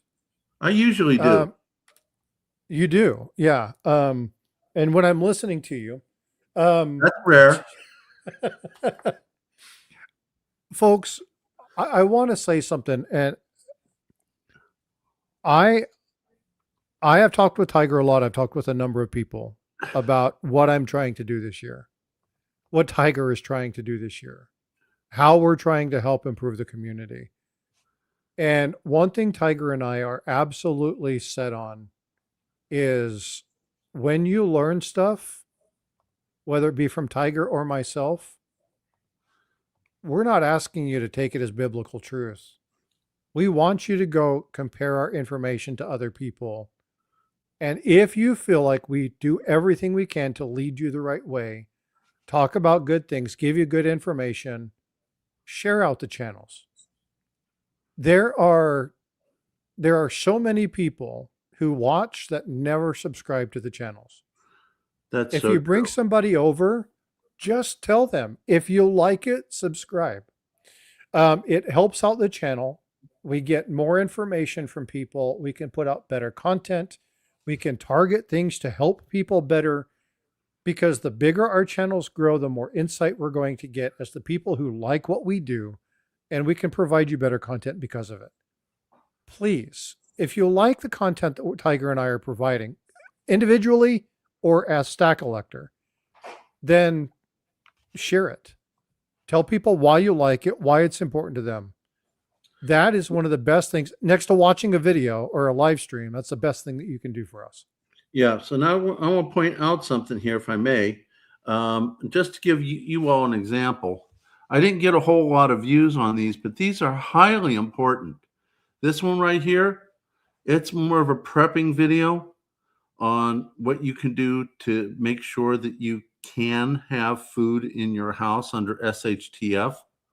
I didn't get many views on this. I would love for all of you to learn what I put into this video. Here I've talked about all the things that are happening in our world and how wealth, power, distraction are all intertwined, and how it's going to affect everyone. I had a great time producing these 2 videos, and I did it all, no joke and no pun intended. I did it all for all of you. So if you really want to be a good prepper rather than just only a stacker, go see some of this stuff. You if you don't know how to do it, watch. Because it's frequently said you can't eat gold and silver, which is true, which I addressed in that one video about wealth transfer. Okay, so I hit more from the stacking, true, and I hit more from the prepping. And by the way, I did the prepping video on the food simply because the members asked me to. So I'm listening to all of you. I got a couple other ones planned that was asked for, and the members, actually, I'm going to be doing another live stream in the very near future for members so I can get more insight what you all want. So that'll be set up for members, and you don't have to join as a member if you don't want to. If you do, it will be greatly appreciated. Also, every quarter, every 3 months, I give away 3 ounces of silver to members.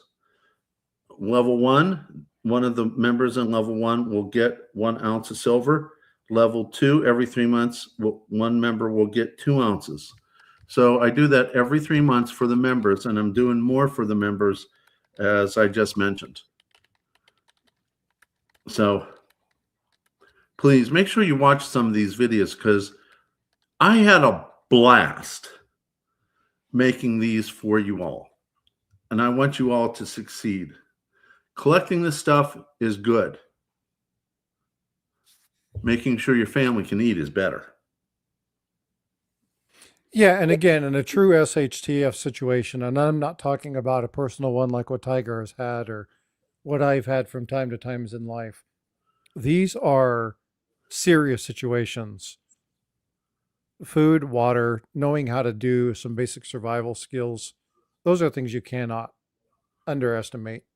You'll be amazed what people will do within just a couple days. It will not be silver and gold. There may be looting and stuff, but people are going to be, hunting for water and food. Oh yeah, So and they will try to steal it. In fact, I was watching something on another channel where this guy had prepped a lot of water, lots and lots of barrels of water. And I forget where I saw that. If I could remember, I'd tell you. But he went outside because he heard something, and he walked outside with a flashlight, and there was a guy on the roof of the shed where he had his water, while another 2 guys were loading it onto a pickup truck. He says, "Sorry, buddy, we're taking your water." And then 4th guy came up behind him and slugged him in the back of the head, which knocked him out. By the time he woke up in the hospital, I think what it was is they lived in a desert type of area, maybe Arizona or something like that. They're going to come after your food. They're going to come after your water. Later, they'll come after the other stuff. later, yeah, later. But it's important to you. And again, folks, you're going to hear a lot of people talking about stacking, prepping, and then the third arm of that. And we'll leave it at that. You need to make sure that you understand uses and you understand self-protection, but you also need to be smart on go to a class, understand how to use it, be smart, practice. You don't want to have one and not know what you're doing and then That be in puts a you at bad more risk. situation. Yeah. So If you don't have one, you're at risk. If you have one and you don't know what you're doing, you're at more risk. More risk. Yeah. And a lot of people don't realize that. So you do have to be careful. And it's always a good idea to have friends that are policemen. My wife is very good friends with a lady deputy sheriff who married a police officer in our county. When I was gone working in New Mexico, they took her out quite a few times to use hers, and she's gotten pretty proficient at it. Um, and to be honest with you, I plan on going out with those two people in the very near future. In fact, for their wedding gift, I gave them some pretty decent pieces of silver. And when the wife had her birthday not so long ago, I gave them some more pieces of silver because I want them to start recognize the importance of protecting themselves. So, I mean, they're policemen, police lady, policeman, and subsequently they they know what they're doing. So if you can make friends with a policeman, police lady, and they're kind enough to take you out shooting, you're going to learn from some of the best in your town. So that way, not only are you going to be able to protect yourself, but if you have to call 911, they might come a little faster. But when I first started talking to my wife about this, I was like, who's the most likely person? Who's the last person in the world to protect you? Who's the first person? Who's the last person? She couldn't get it right. The answer is yourself, because you're going to be the Yourself. first one Yep. encountering the bad situation. And there may not be coming any help. Or maybe the help comes and then they snuff out the help. So you're back to being the only person. Watch the use of language. That's a bad term, by the way. Which so one? one thing, Initial. the one that starts with S. Okay. That's one of those flag things, by the way. One thing that I want to bring to your attention when it comes to having things like this and knowing what's going on. How many firefighters, police officers, first line responders work in a nuclear power plant, work in an engineering plant, work in a medical field? How many of you are in chat?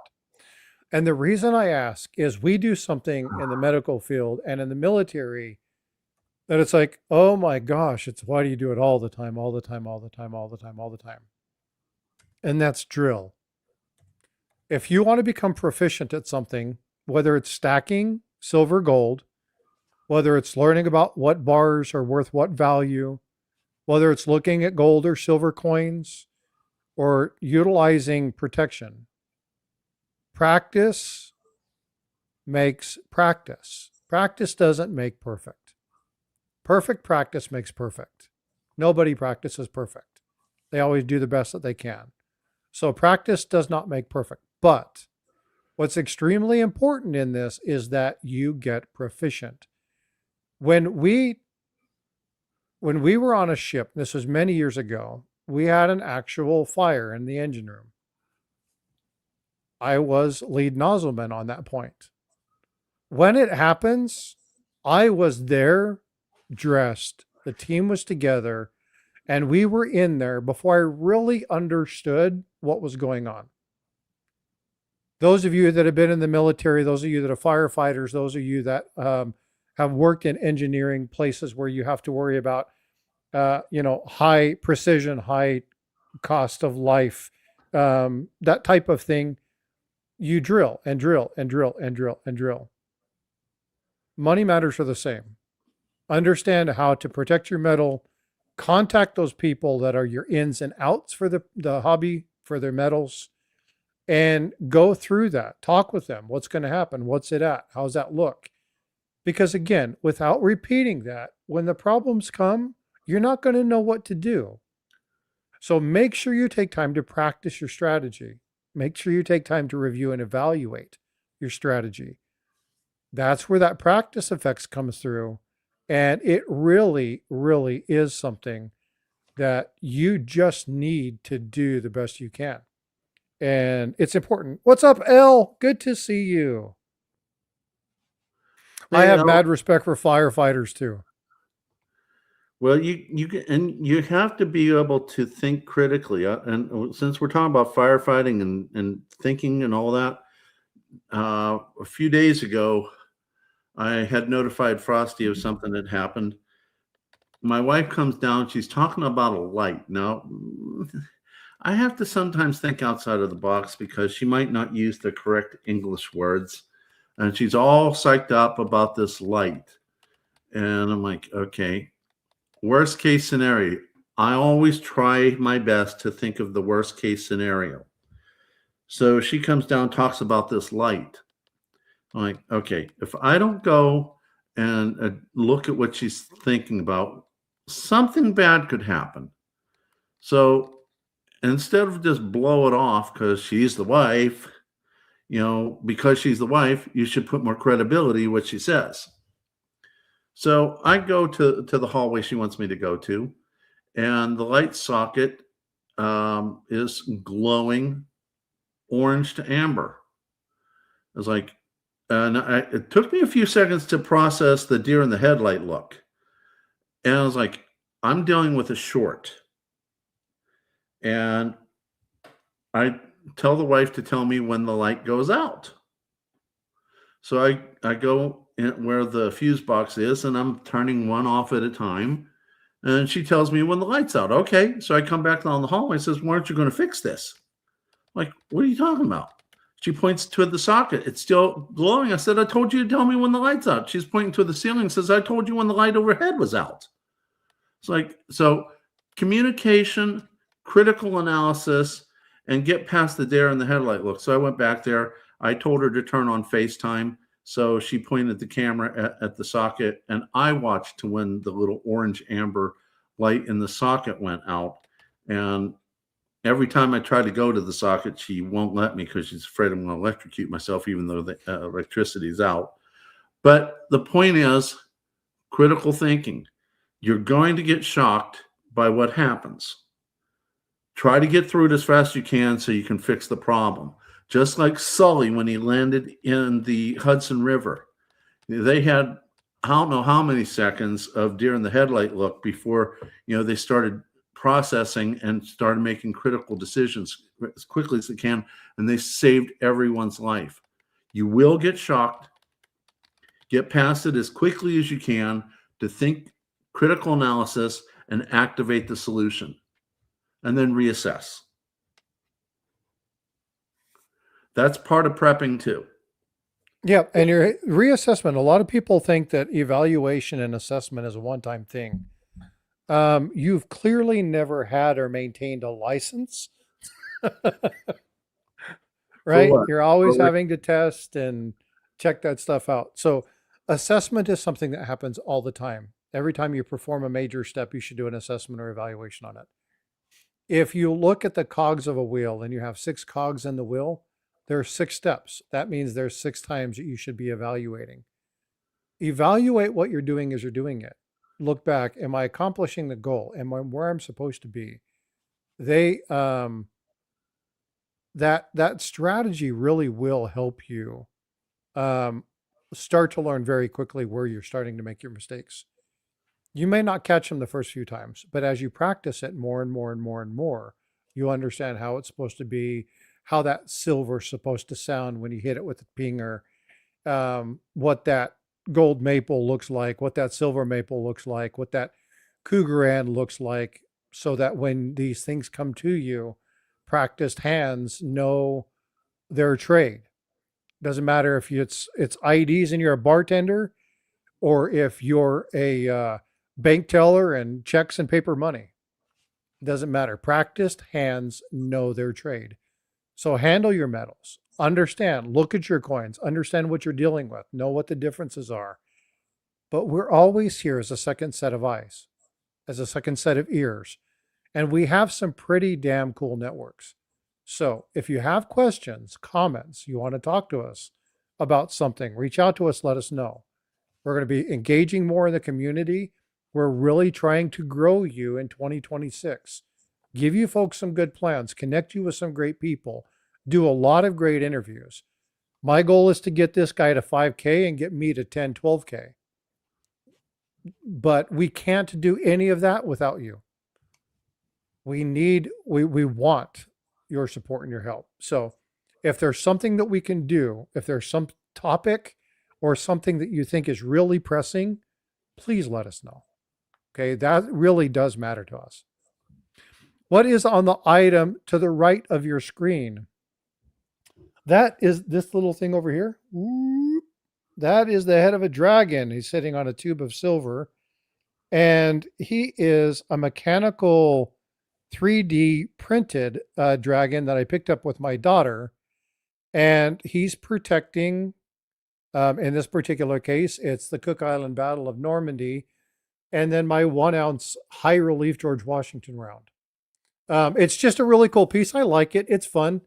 It's a little bit of steampunk and a little bit of creative engineering. And the people who do these are pretty talented to understand how some of these schematics get together, and they put a lot of time and money into this. So it's fun to look at it.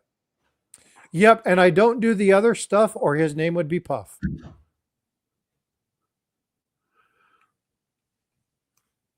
Oh, by the way, Frosty, when we get a chance, when we're no longer streaming, I just noticed something.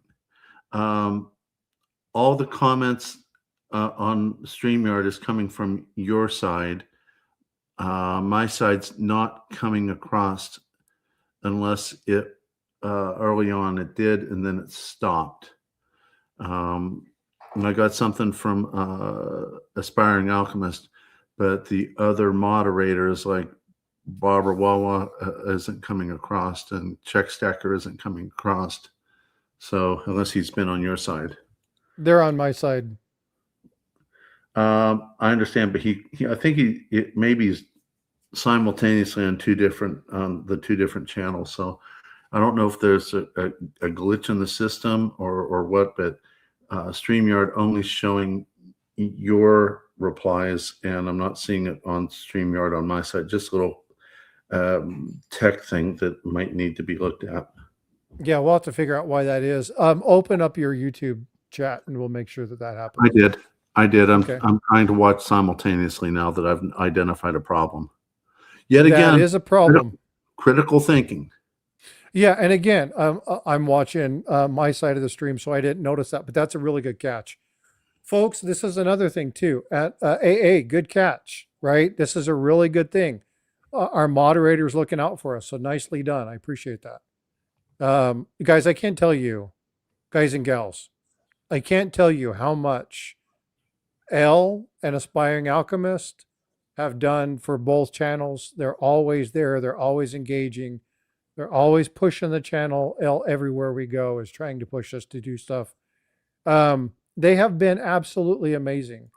And so I want you to make sure you say hi. Bara, Wawa, Check Stacker. Yes. Those folks on Tigers, those two are, again, they come in, they say hi, they drop stuff. We have some amazing moderators. We do. And so I just want to say thanks to those folks. They make it nice for you guys too. They're always saying hi, doing stuff. So please do me a favor. Just everybody say thanks, moderators. I appreciate you. Really, I do. Same here, especially because I get caught up in something while I'm live streaming, and I haven't been as good at welcoming everyone into the chat. My moderators have started to pick that task up on a routine basis. So, I just want to thank them all for taking and, knocking it out of the park. Especially this guy right here, who's helped me tremendously. So, it didn't take me long after we started becoming friends to realize I can trust, which is not so easy for me.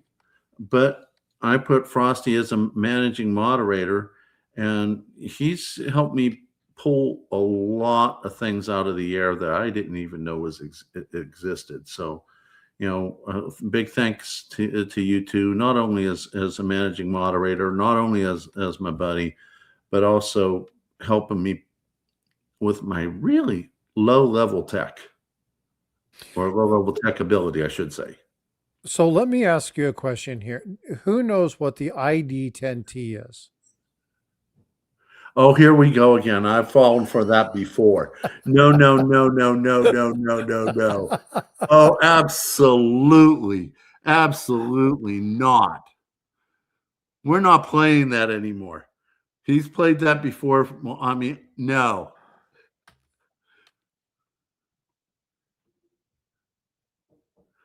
That's funny. So ID10T, I put it in my chat. I'll put it in Tigers. This is a code for IT people saying, "Oh, good Lord." We got one, or there's a short circuit between the seat and the keyboard. Tiger jokes about his lack of proficiency when it comes to technology, but he definitely has some keen insight when it comes to stacking and world affairs. So don't let his IT lack of savvy detract from the fact that he's a smart guy. Well, I want to hit on that because it's one of the things that I wanted to point out. And in fact, I think I shocked you with the most recent one. On this video here, I noticed something that happened in our United States history that, in my opinion, is happening now. It's unfolding right now as we're living through a second version of it. So, just wanted to point that out because I want you all to go watch that because I want to see if you all agree with me. When I pointed it out to you, you're like, oh, okay. And I know that you're a big fan of not having, what's that phrase you always end up using? Conspiracy theory. But I don't think what I mentioned is going to be conspiracy theory as it unfolds. By the way, I'm going to ask you something. What's the difference between paranoia and insight? Who's behind me? I don't know. I did that on purpose, by the way. Yeah. Paranoia, you think someone's after you. Insight, you just got confirmation. So I've always been really, really good at patterns and seeing patterns. Yep. Playing with I have said that on more than one occasion. Yeah, yes, you have. But I point that out because I see certain patterns to how things play out, and I'm telling you, there are times when I really, really want people to see what I see. That's why I do these videos. So and he does really awesome videos too, especially when he tells stories. That's something that I haven't done in a while. We've got about 10 minutes or so left. Do you want me to do one? Do you want me to do one that I've done before? Are you guys interested in doing that or no? You're going to like it. It's kind of interesting to watch him take his Frosty hat off and put someone else's hat on. It's like watching an actor go on stage. It'll take me a minute to kind of get into character, but I can do what's a fun one? I really liked the San Francisco one. The San Francisco was the one that I did as the old miner. That's a fun story. I like that one.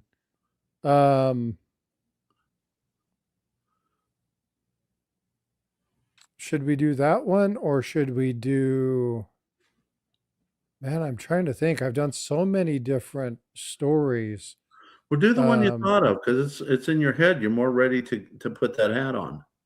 Okay, I can do that. So the way that so this is when we were talking, and you can watch this video. It's actually one of these stories that I talked to a couple people afterwards and was like, I think this is probably something that I need to just do because it just was one of those videos and I just really enjoyed it. And it's about looking at um, the kind of Philadelphia Mint history, walking through from the mind of a a person who was kind of visiting. And so I'm going to read this to you, um, and I'll be descriptive. I will say I will stuff like you know David Rittenhouse or George Washington, and but I'll go through this really quick with you. Hopefully, you guys like this. So, what I want you to think about is I want you to think about being in Philadelphia. I want you to think about the year being 1790, 1792. I want you to put your mind in that construct because a couple years ago, as I was taking my family to the United States Mint, there was something that happened. It was an epiphany. See, we're in 2026. It's the semi-quincentennial. For 250 years, the flag, it's flown free. It's a republic. It's endured wars, depressions, discord. But here we are. We are a young nation. But I want to take you back to the moment when the United States wasn't just a phrase on a piece of paper, when it became more. A lot of people like to think that that happened with our independence in 1776 with the Declaration, and other people thought that it happened in 1783 with the treaty. But the truth was that it happened in 1792. See, the United States was on the verge of collapse, not because of the British Army, but because the nation was broke. We were a free people, but we were paying for our bread with the coins of kings that we had just defeated. We were utilizing Spanish dollars, the real, pieces of 8, old English shillings and coppers. We were a sovereign nation with no sovereign wealth. George Washington knew you couldn't truly be free if you were borrowing the identity from somebody else's pocket. How in the world could we make this medal, the world entrusted, stamped with liberty and our eagles? Until then, we were just pretenders. I'm going to tell you a story about a very dangerous, disparate, important summer in Philadelphia's history. You see, I didn't find this story in a textbook. I found it last summer, 4th of July weekend to be exact. I was in Philadelphia with my family and we were doing the tourist thing, Liberty Bell, Independence Hall, Geno's or Pat's. And of course, we decided to visit the Mint. Now, if you've never been there, I got to tell you, the Mint is a fortress. Massive blocks of concrete, go through the airport style security, down these long, long glass corridors. You look down the factory floor and it's just robots and conveyors. It is loud. Honestly, it's cold. But my kids were kind of getting restless. They were putting their face against the glass, watching the robots move these big old bins of quarters. And I noticed an old gentleman standing by a display case over in the hallway. The guy, he completely looked out of place. He was one of those, those guys that dress up. They talk about history, one of those reenactors. He was standing next to this rusty old screw press that was on display. So I walked over to him and I said, hey, little hot for the overdress, are we? He didn't laugh. He didn't look at me. He just started staring at the machine. Now, if you know somebody when they speak and you hear that voice, it just instantaneously cut through the noise. There was no more factory noise. All I heard him say is they admire the machines, but they forget the men who built them. My facial expression changed because as he turned to look at me, his eyes were tired. They had a really strange intensity to them, and he held up his hand as if holding an invisible coin, and he began to speak. And as he spoke, my family gathered around. The modern floor of the factory faded into distance. We didn't hear the robots anymore. We didn't hear the tourists. We didn't hear the security guards. All we heard was, 1792, Philadelphia. If you were to walk down Market Street on a Tuesday morning, you wouldn't hear the sound of a nation. You would hear the sound of an argument. Suddenly, I wasn't in 2026 anymore. I was there in Philadelphia. See, over there, that's the baker. He's arguing with the farmer. He points.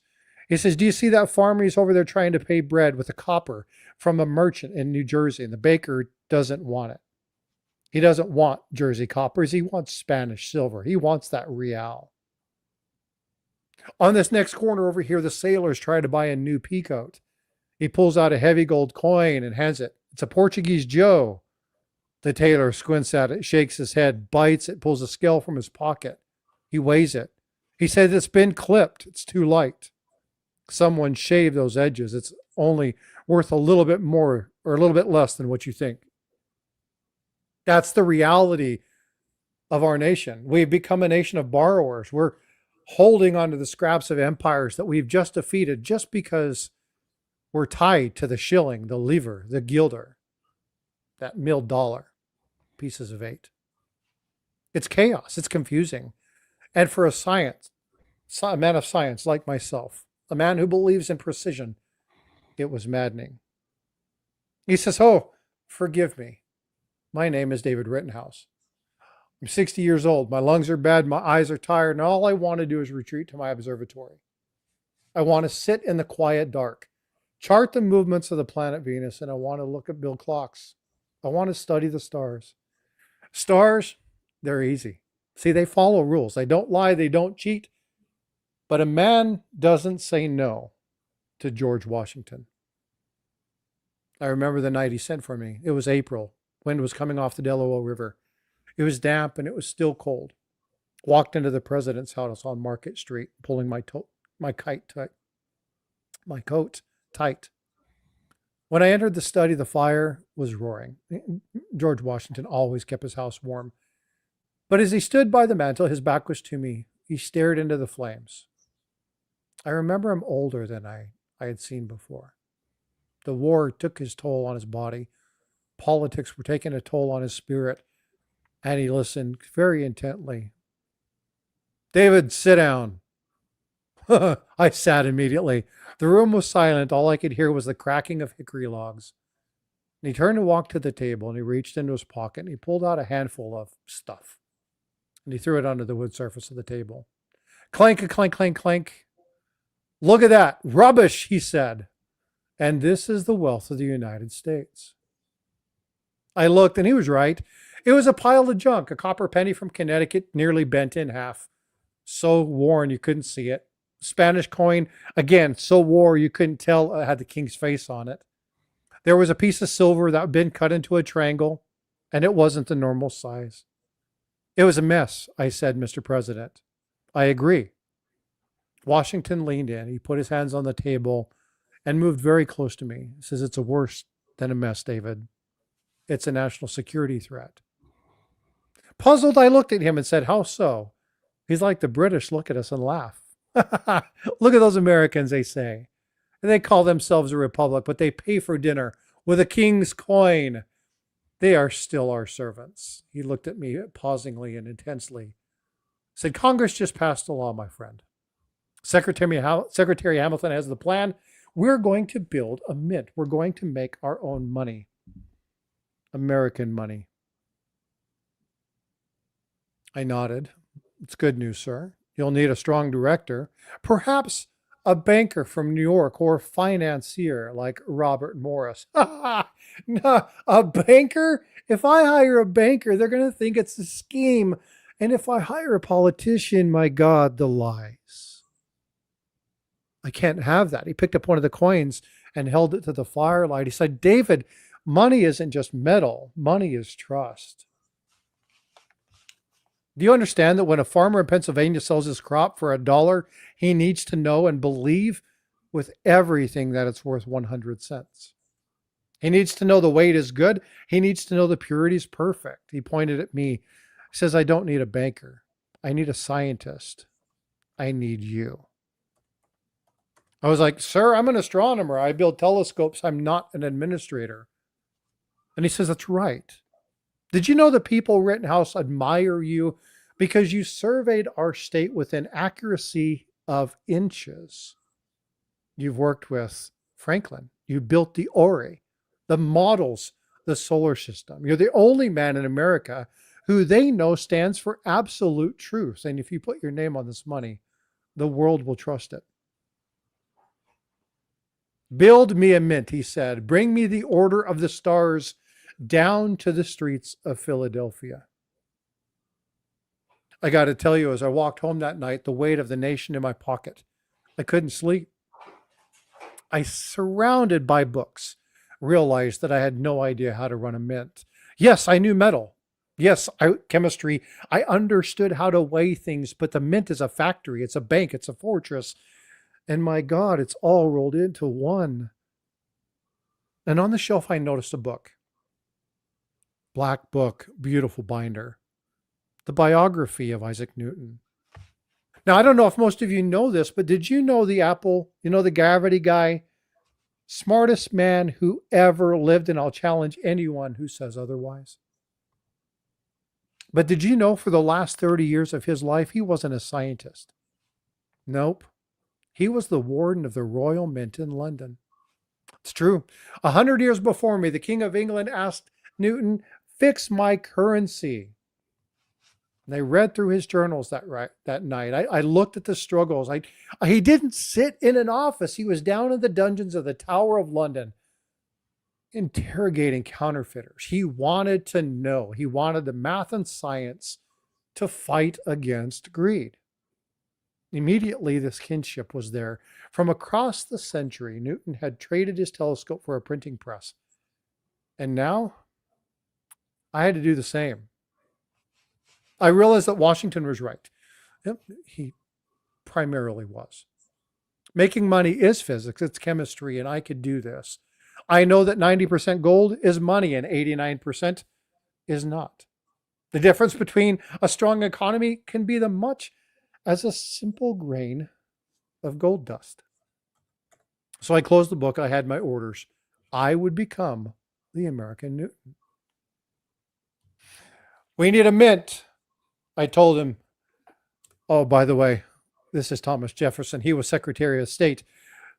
Technically, he was my boss. He winkled his nose and said, at what for? He says, I have to build a mint. The president has told us we're going to make our own coinage. He said, well, let's get to it. So we walked down the street, and on 7th and Arch, we found an old distillery, and the smell was, memorable. Old mash, sour, rotting wood. The building was falling apart. The location, great. It was close to the heart of the city, but set back enough that we could hold it secure. I told him we'd take it. We bought the land, and I hired a team of men to tear down that old house and begin work. And I said, dig deep, men, dig deep. The engineers came to me and said, why are you honest like this? Why are you doing this? He said, but do you know the thickness of the bars that we need to squeeze through must go through heavy rollers to flatten into sheets. These things weigh tons. It'll shake the very foundation of the earth.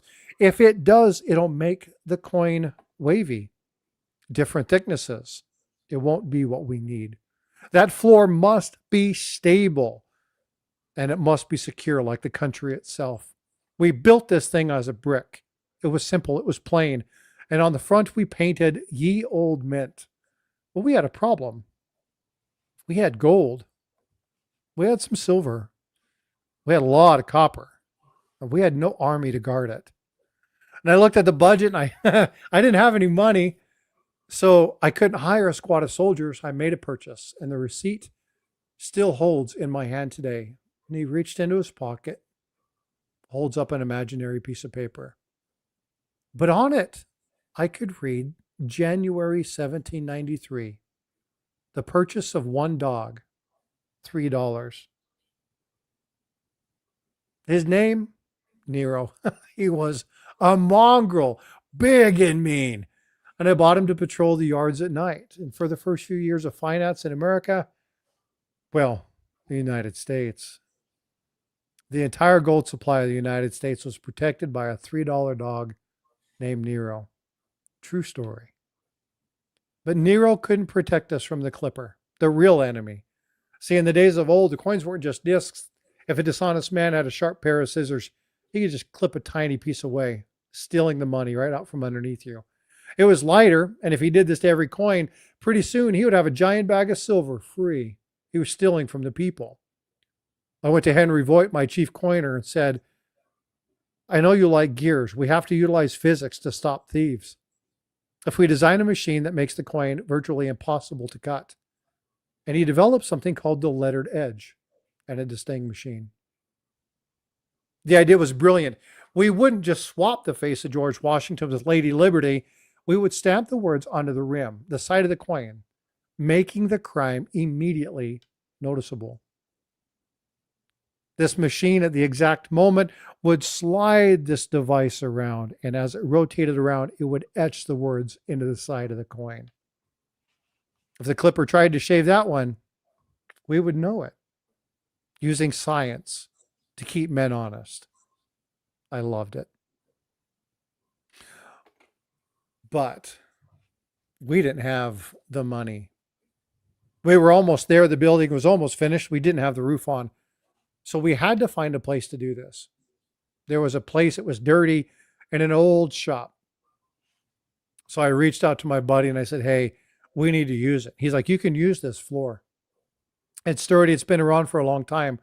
And there we sat in the bottom of this and we started doing it. I swung that coin as hard as I could. I swung that press as hard as I could and wham! And that wham was the strike of the first coin. We called it a half deem. A lot of people think it's dismy, but it's deem. And when that still met that silver, it was hot. It burnt my fingertips. I wiped the oil off my breeches, went over to the scale, 28.8.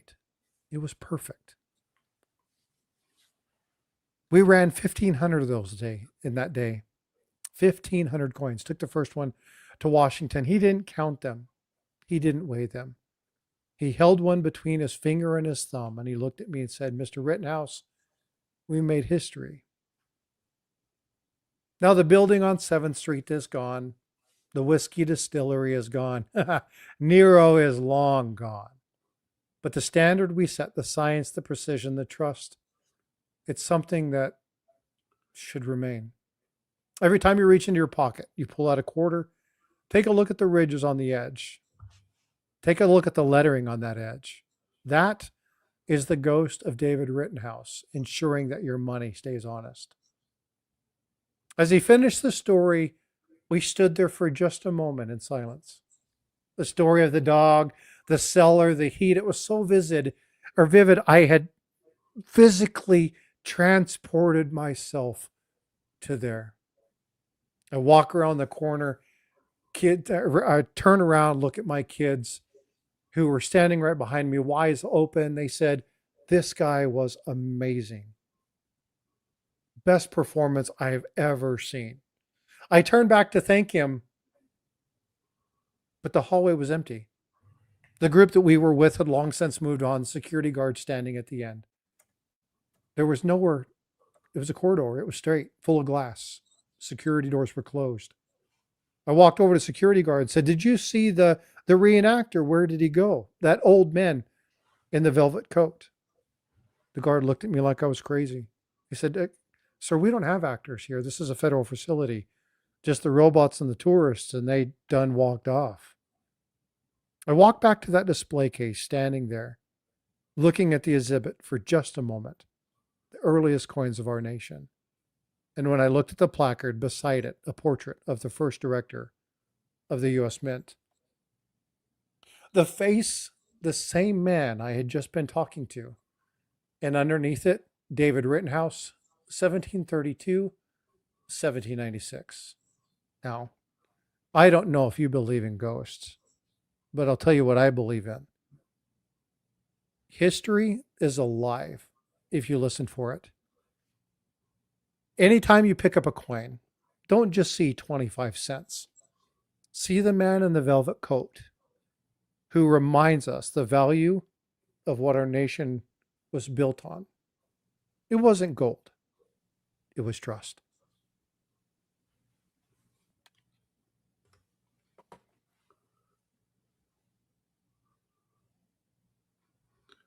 One of the favorite ones that I've done. I really enjoy writing those. I enjoy talking to those. So thank you for letting me do that. I enjoyed it the first time. I actually enjoyed it better the second time. Very cool. Well, folks, it is time for me to turn in What you going to turn into? a pumpkin if I don't get some sleep. That works. And I'm going to go ahead and work on the videos that I've been planning. So, I had a Well, good time. folks, I hope you guys have a wonderful time. Tiger, thank you for coming up and doing this. It Same was here. short notice. We wanted to have that conversation about the letter, talk about what we saw, kind of get some feel for what was going on. For those of you who were here at the very beginning that listened through the entire conversation, y'all rock. Thank you so much for being here. Make sure you're smashing that like on mine and Tiger's channel. Make sure you're sharing this out. We got to go ahead and give out the silver dime. Forgot Okay. about that. And I'm refreshing it. I'm to 34 likes. If we get to 50, I'll throw out a silver quarter as well. It's currently, come on, phone. It's currently 10:12. I'll give you till 10:15. If we get to 50 likes, I'll put out a silver quarter as well. So you guys are going to love that I tell you this, but I want everybody to leave my channel. Moderators who are in my channel, drop the link for Tigers. You guys got 2 minutes to click that link, get over to Tiger Stackers, and say hi. Not only say hi, but hit that thumbs up. Hit the thumbs up. And if you'd be so kind, hit the subscribe, the bell notification, leave a comment. It'll make you stay. It'll also help the YouTube algorithm. So I'd appreciate it if you did that. Currently, I am sitting at, I gained 2 subscribers during this live stream. I'm now at 3,097. So that would be kind of cool to hit 3,100. And it'd be nice to see everyone knock up the likes. So currently I'm at 37. And come on, folks, let's go. 40.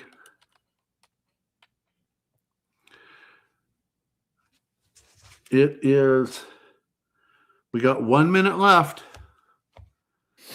And you guys get over there and go say, I appreciate your guys' support, but get over there and get into this. It will not show up on my side, so it's got to happen on Tigers. Currently sitting at 40, and leave a comment, hit the like. Please consider hitting the subscribe and making it stick like I mentioned. So Gold Maple, the story that I wrote, that I did live, didn't include the whole mint piece of the family and going through there. All that stuff was gone. I felt that it needed something more. So went back through that day and I wrote basically the intro and the closing to that. And it is a far better story now.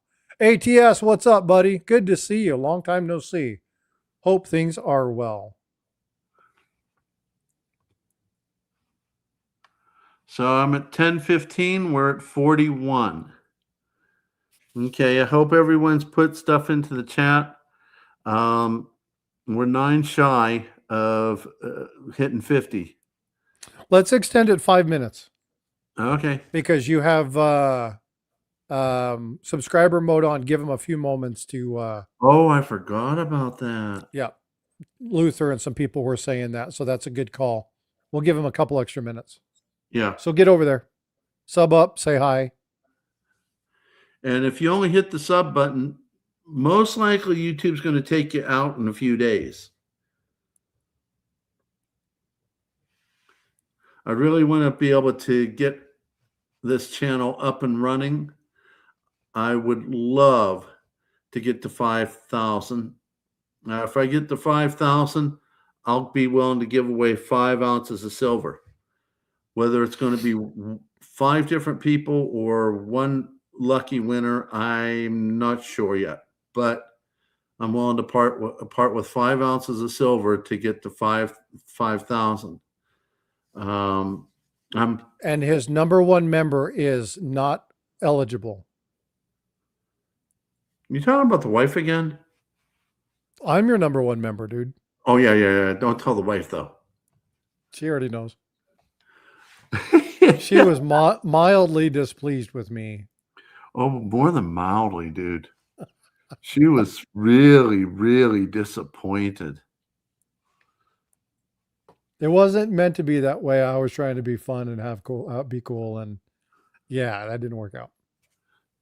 We're currently at 43 subscribers and 3 more minutes from the additional 5 that was added on.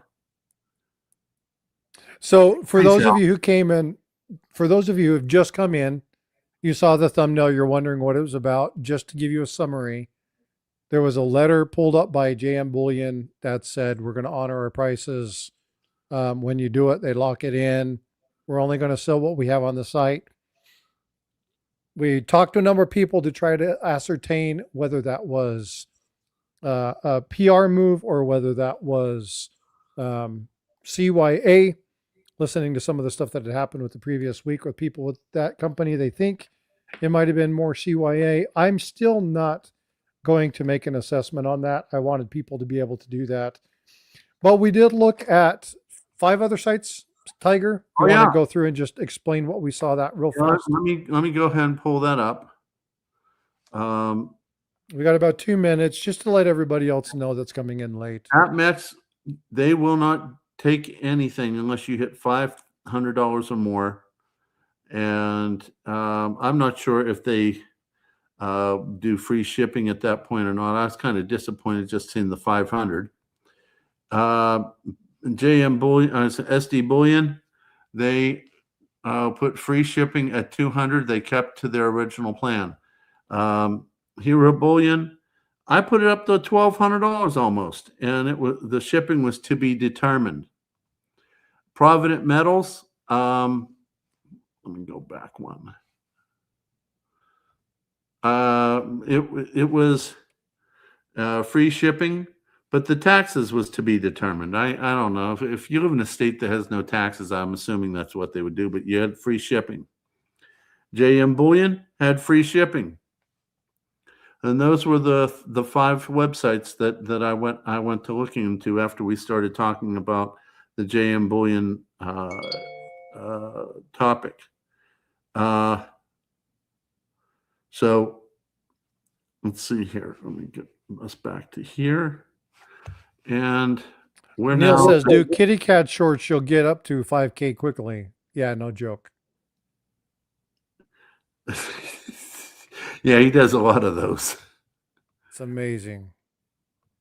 We used to have one cat who helped us teach the dogs, but we think that the cat went off because cat was getting sicklier and sicklier, and I think the cat went off and passed away. We've not seen the cat for a long time. Frank McCain, Tiger, if you're looking to buy contract, Harry's Coins has no taxes. Also, great guy. Yeah, I talked with Harry once. I want to do something nice for him. I haven't gotten around to it yet, but I will be in the future. So I had a great conversation with him. Unfortunately, my oncologist walked in the room and I had to give him the attention, which is one of the reasons I want to do something nice for Harry, because I had to hop off the line very quickly for that particular reason. We're now at 10:20. So let me go ahead and harvest on the names. Participants. So the real Mike Petty, sometimes Atmex tries to charge tax on metals. Other times not. I spent $2,600 for 15% worth of supplies. That's nuts. True. Yeah. Watch your tax rates, folks. Make sure their systems don't try to jack you. If they do, report it back to them. Let them know. If you're living in a state where it's required, sorry, but just be on that. I'm not saying anybody's trying to rip anybody off, but that's something that you should be aware of.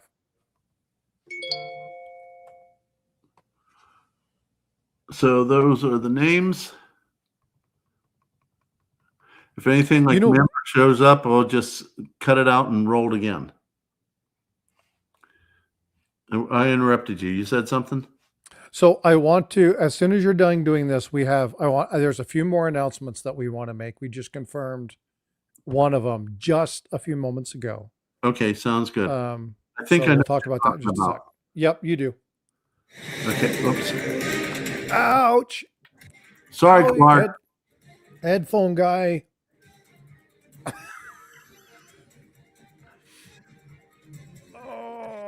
Okay, remove all. Remove all instances. Do it again. Dang members. Always getting in the way.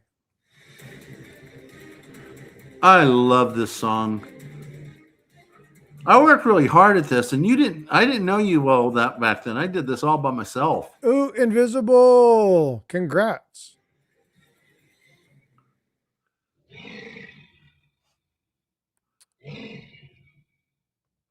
Scroll, what's going on? Good to see you.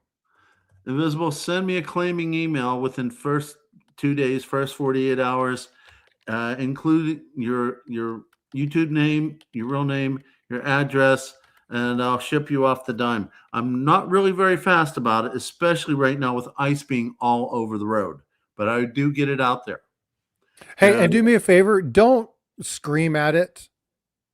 Okay, it's not there by its choice. It just fell out of the sky. So be nice to ice.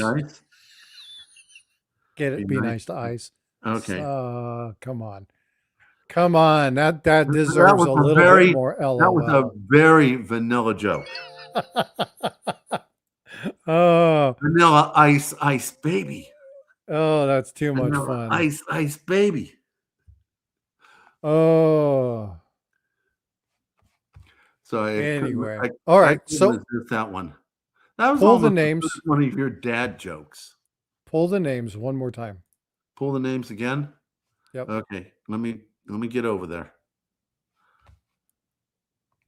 Make sure you guys are commenting in chat. I'm going to drop something in private chat. Let me go ahead and make sure you guys are subscribing and saying hi. Say what's going on. We'll let it run for just a few moments. I'm going to draw some more names. When you get ready to drop it, I'm going to drop some names into chat. Okay. And we'll give away something fun just because we can. I might add one more thing in there. I'm not sure if, let me show you this. I'm not really sure. It doesn't really read very well on the Sigma. I got like 9 of these. I'll show it to you real quick.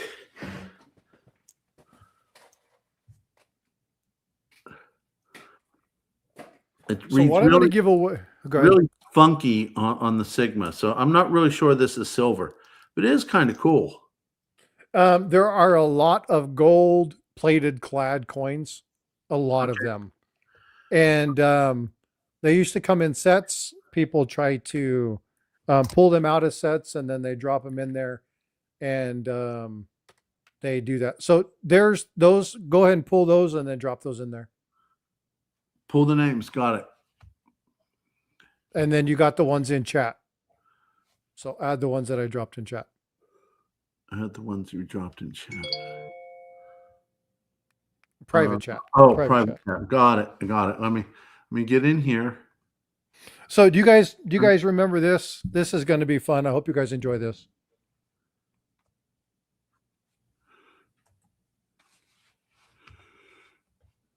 Okay, that's what we're giving away. I'll also give away a coin from Copper Coins. It may or may not be a variety, depending upon which one I grab. And I will send that along with a poker chip and I think I still have Tiger Stacker and Frostbite Coin stickers. So I'll put all that together. So that'll be the person who we draw now. So little side note. Little side note. If you want any swag from me, just send me an email about it. Especially if you've won, you're welcome to it. So let me go ahead and pull the wheel up, and I'm going to add in the other names. Just already added in the new participants. My name's in there twice now. Or not. You'll go through and I'll show you how to fix that really, really, really quickly. Okay. All right. So we got a bunch of names in there. So you don't have to do that. Hold on. Don't do that yet. Go to sort. Sort. Up at the top. Okay. Go to sort. Go click on sort. Take out the members. Okay. Now you can see how they're all together. Take out the members and take out any duplicates. Because there's going to be some duplicates in there. If everybody's a duplicate, leave them alone and just run it. Oh, I just took out 2 duplicates. Just run it. Okay. Yeah, we'll just copy it again or do it again. For some reason, again. Yeah, I think you copied yours twice. Did you copy the ones from chat? Went ahead and let me go ahead and bring this back up. Okay, go to participants, back out, back in. Refresh. Take out, let me get the names. Okay. Come on. Highlight it. Thank you.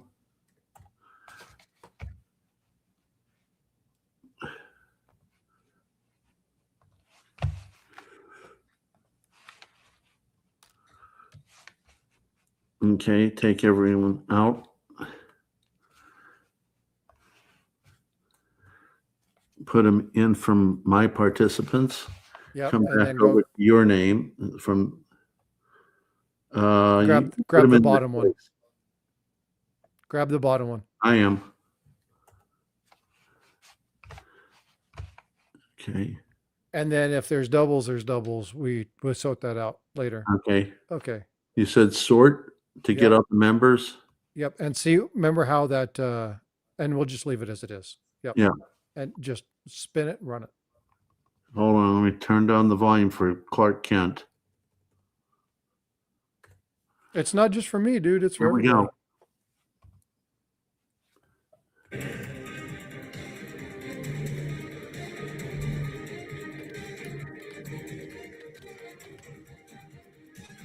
Oh man, that guy.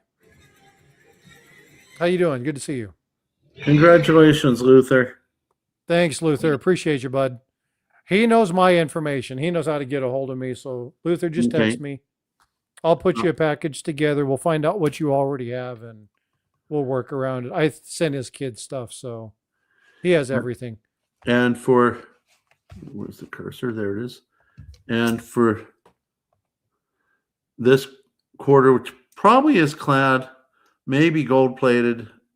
I'm not sure. It's a fun thing to teach to people who haven't ever seen one. Yeah. We'll go ahead and run the wheel one more time.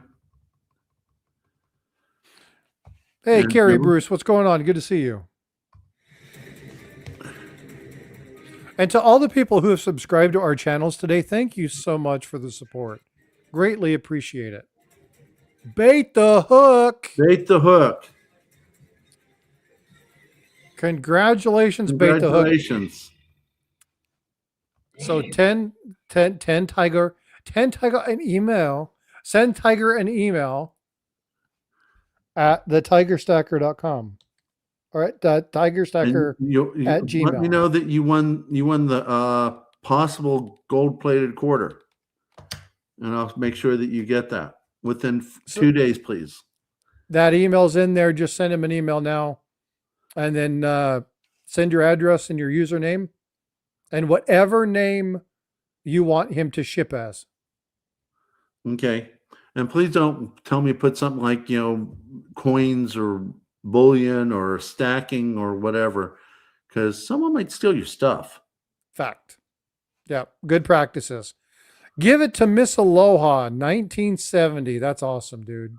Oh, how wonderful. Thank you. Miss Aloha, please send me the email.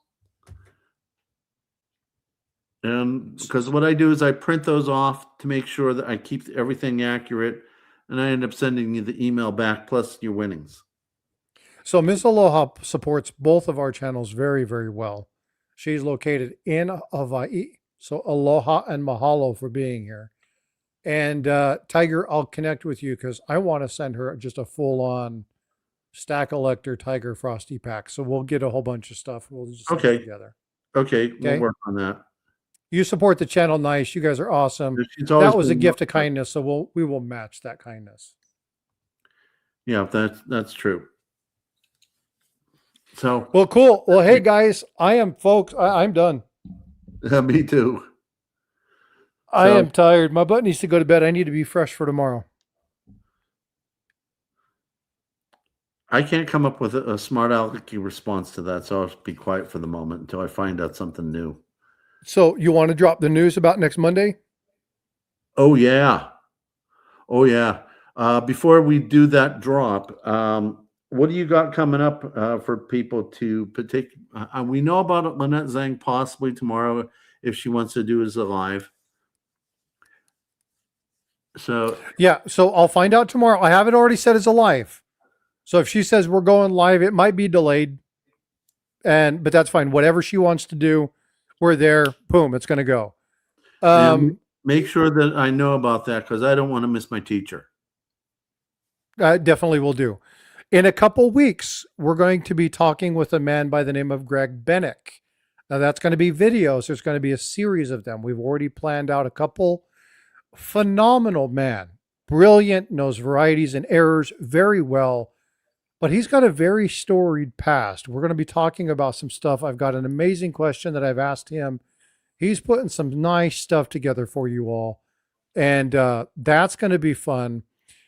But there's another one that was confirmed today. I'm not going to drop this, but I'm going to ask anybody in chat if they know of a person called Dr. Hobby. H-O-B-Y. Person was born blind at birth. He's a physicist, a chemist, a smart man, educator. And him and I are going to be talking here in a couple days, and we're going to see if I can't get him on the channel to talk about life and money and metals and stuff from his perspective. So there are some amazing opportunities for you guys to hear from some great speakers. Tiger's got some stuff coming up. Again, lots of great stuff coming your way. So make sure you guys are subscribed and hitting those notifications. You want to be a part of a lot of these. I'm going to drop a couple names of my upcoming interviews. This week, I'm going to be interviewing Rob Kientz from the Freedom Report. And I'm really looking forward to that. He's a very big proponent of Citizens for Sound Money. He stepped out of the board so he can do more with legislatures in different states. So be ready for that. That's coming. And I'm going to be interviewing David Morgan from the Morgan Report. So those are coming. He's got an interview with me next week. Give me time to get the interview, edit it, and get it ready for release. So I just thought maybe I'd let you all know that we're going to be going into some really cool stuff, which is one of the reasons I really wanted to get you all involved with those videos that I mentioned to you before. Once again, distraction and wealth transfer, and also the food one. But this will help prep you all mentally for what's going on, as well as this one here. So, just a little food for thought to get you an idea of where we're going with all the components for this one. And I've got a secret project I've been working on for well over a year. Once I do the video, I'll let you know what the secret project is. Frosty knows it, but we're keeping him to a vow of silence. So we'll go from there. So I'm done saying what I'm going to say. Thank you all for coming. Thank you all for being here. Appreciate you guys joining us. And again, we will do these split channels, kind of live streams. A lot of people go back and forth depending upon where you want to be, come in and come out. It allows for you the opportunity to share both channels. It allows for you the opportunity to engage with different people, see what's going on. And if you have somebody that leans towards the Stacker realm, send them towards Stacker side. If you send them to me, they want to learn more about numismatic and education, or maybe even hear fun stories, then direct them that way. But send them both, okay? Get people used to going to both. And that way they won't miss any Stack Collector episodes. But I appreciate you guys. We do this all for you. Mention Monday. Do you want to mention Monday? Yeah, please. Okay. Can I drop the name? I think so. Fire. We have a member of our community, smart as a whip. And in my opinion, is way smarter than anybody thinks. I mean, this person is phenomenal. This person's a mother, a wife, and a stacker, and was a stay-at-home mom raising her child and making her stack. How? That's what we want you to find out. So our guest on Stack Collector will be no name. Don't say it. Okay. What you just said is the cliffhanger extraordinary. You guys want to find out, you need to be there. If you aren't absolutely taken by the intelligence of this lady, then there's something wrong with you. Yeah, must be Stacking Surfer. OC let the bag out. So. Oh yeah, well it's all that hair he has. Now he's got scruff. So your items are showing up on StreamYard again. They're back to it. You must have been buffering because your chat's now showing up in there. I have no idea how I did that. It's a system issue with StreamYard, most likely. Okay. Well, maybe sometime you can help me get through that goofy thing. Well, cool. Well, I take care of yourselves. Oh, we've been on for almost 2.5, 3 hours. So yeah. I hope you guys have a wonderful evening. Thank you so much for allowing us into your home and into your evening. Have a wonderful night. Be well, be blessed. And we'll see you guys in the streams. See y'all later. Thank you, everyone. Can't wait to see you again. Don't miss it. Bye, everyone.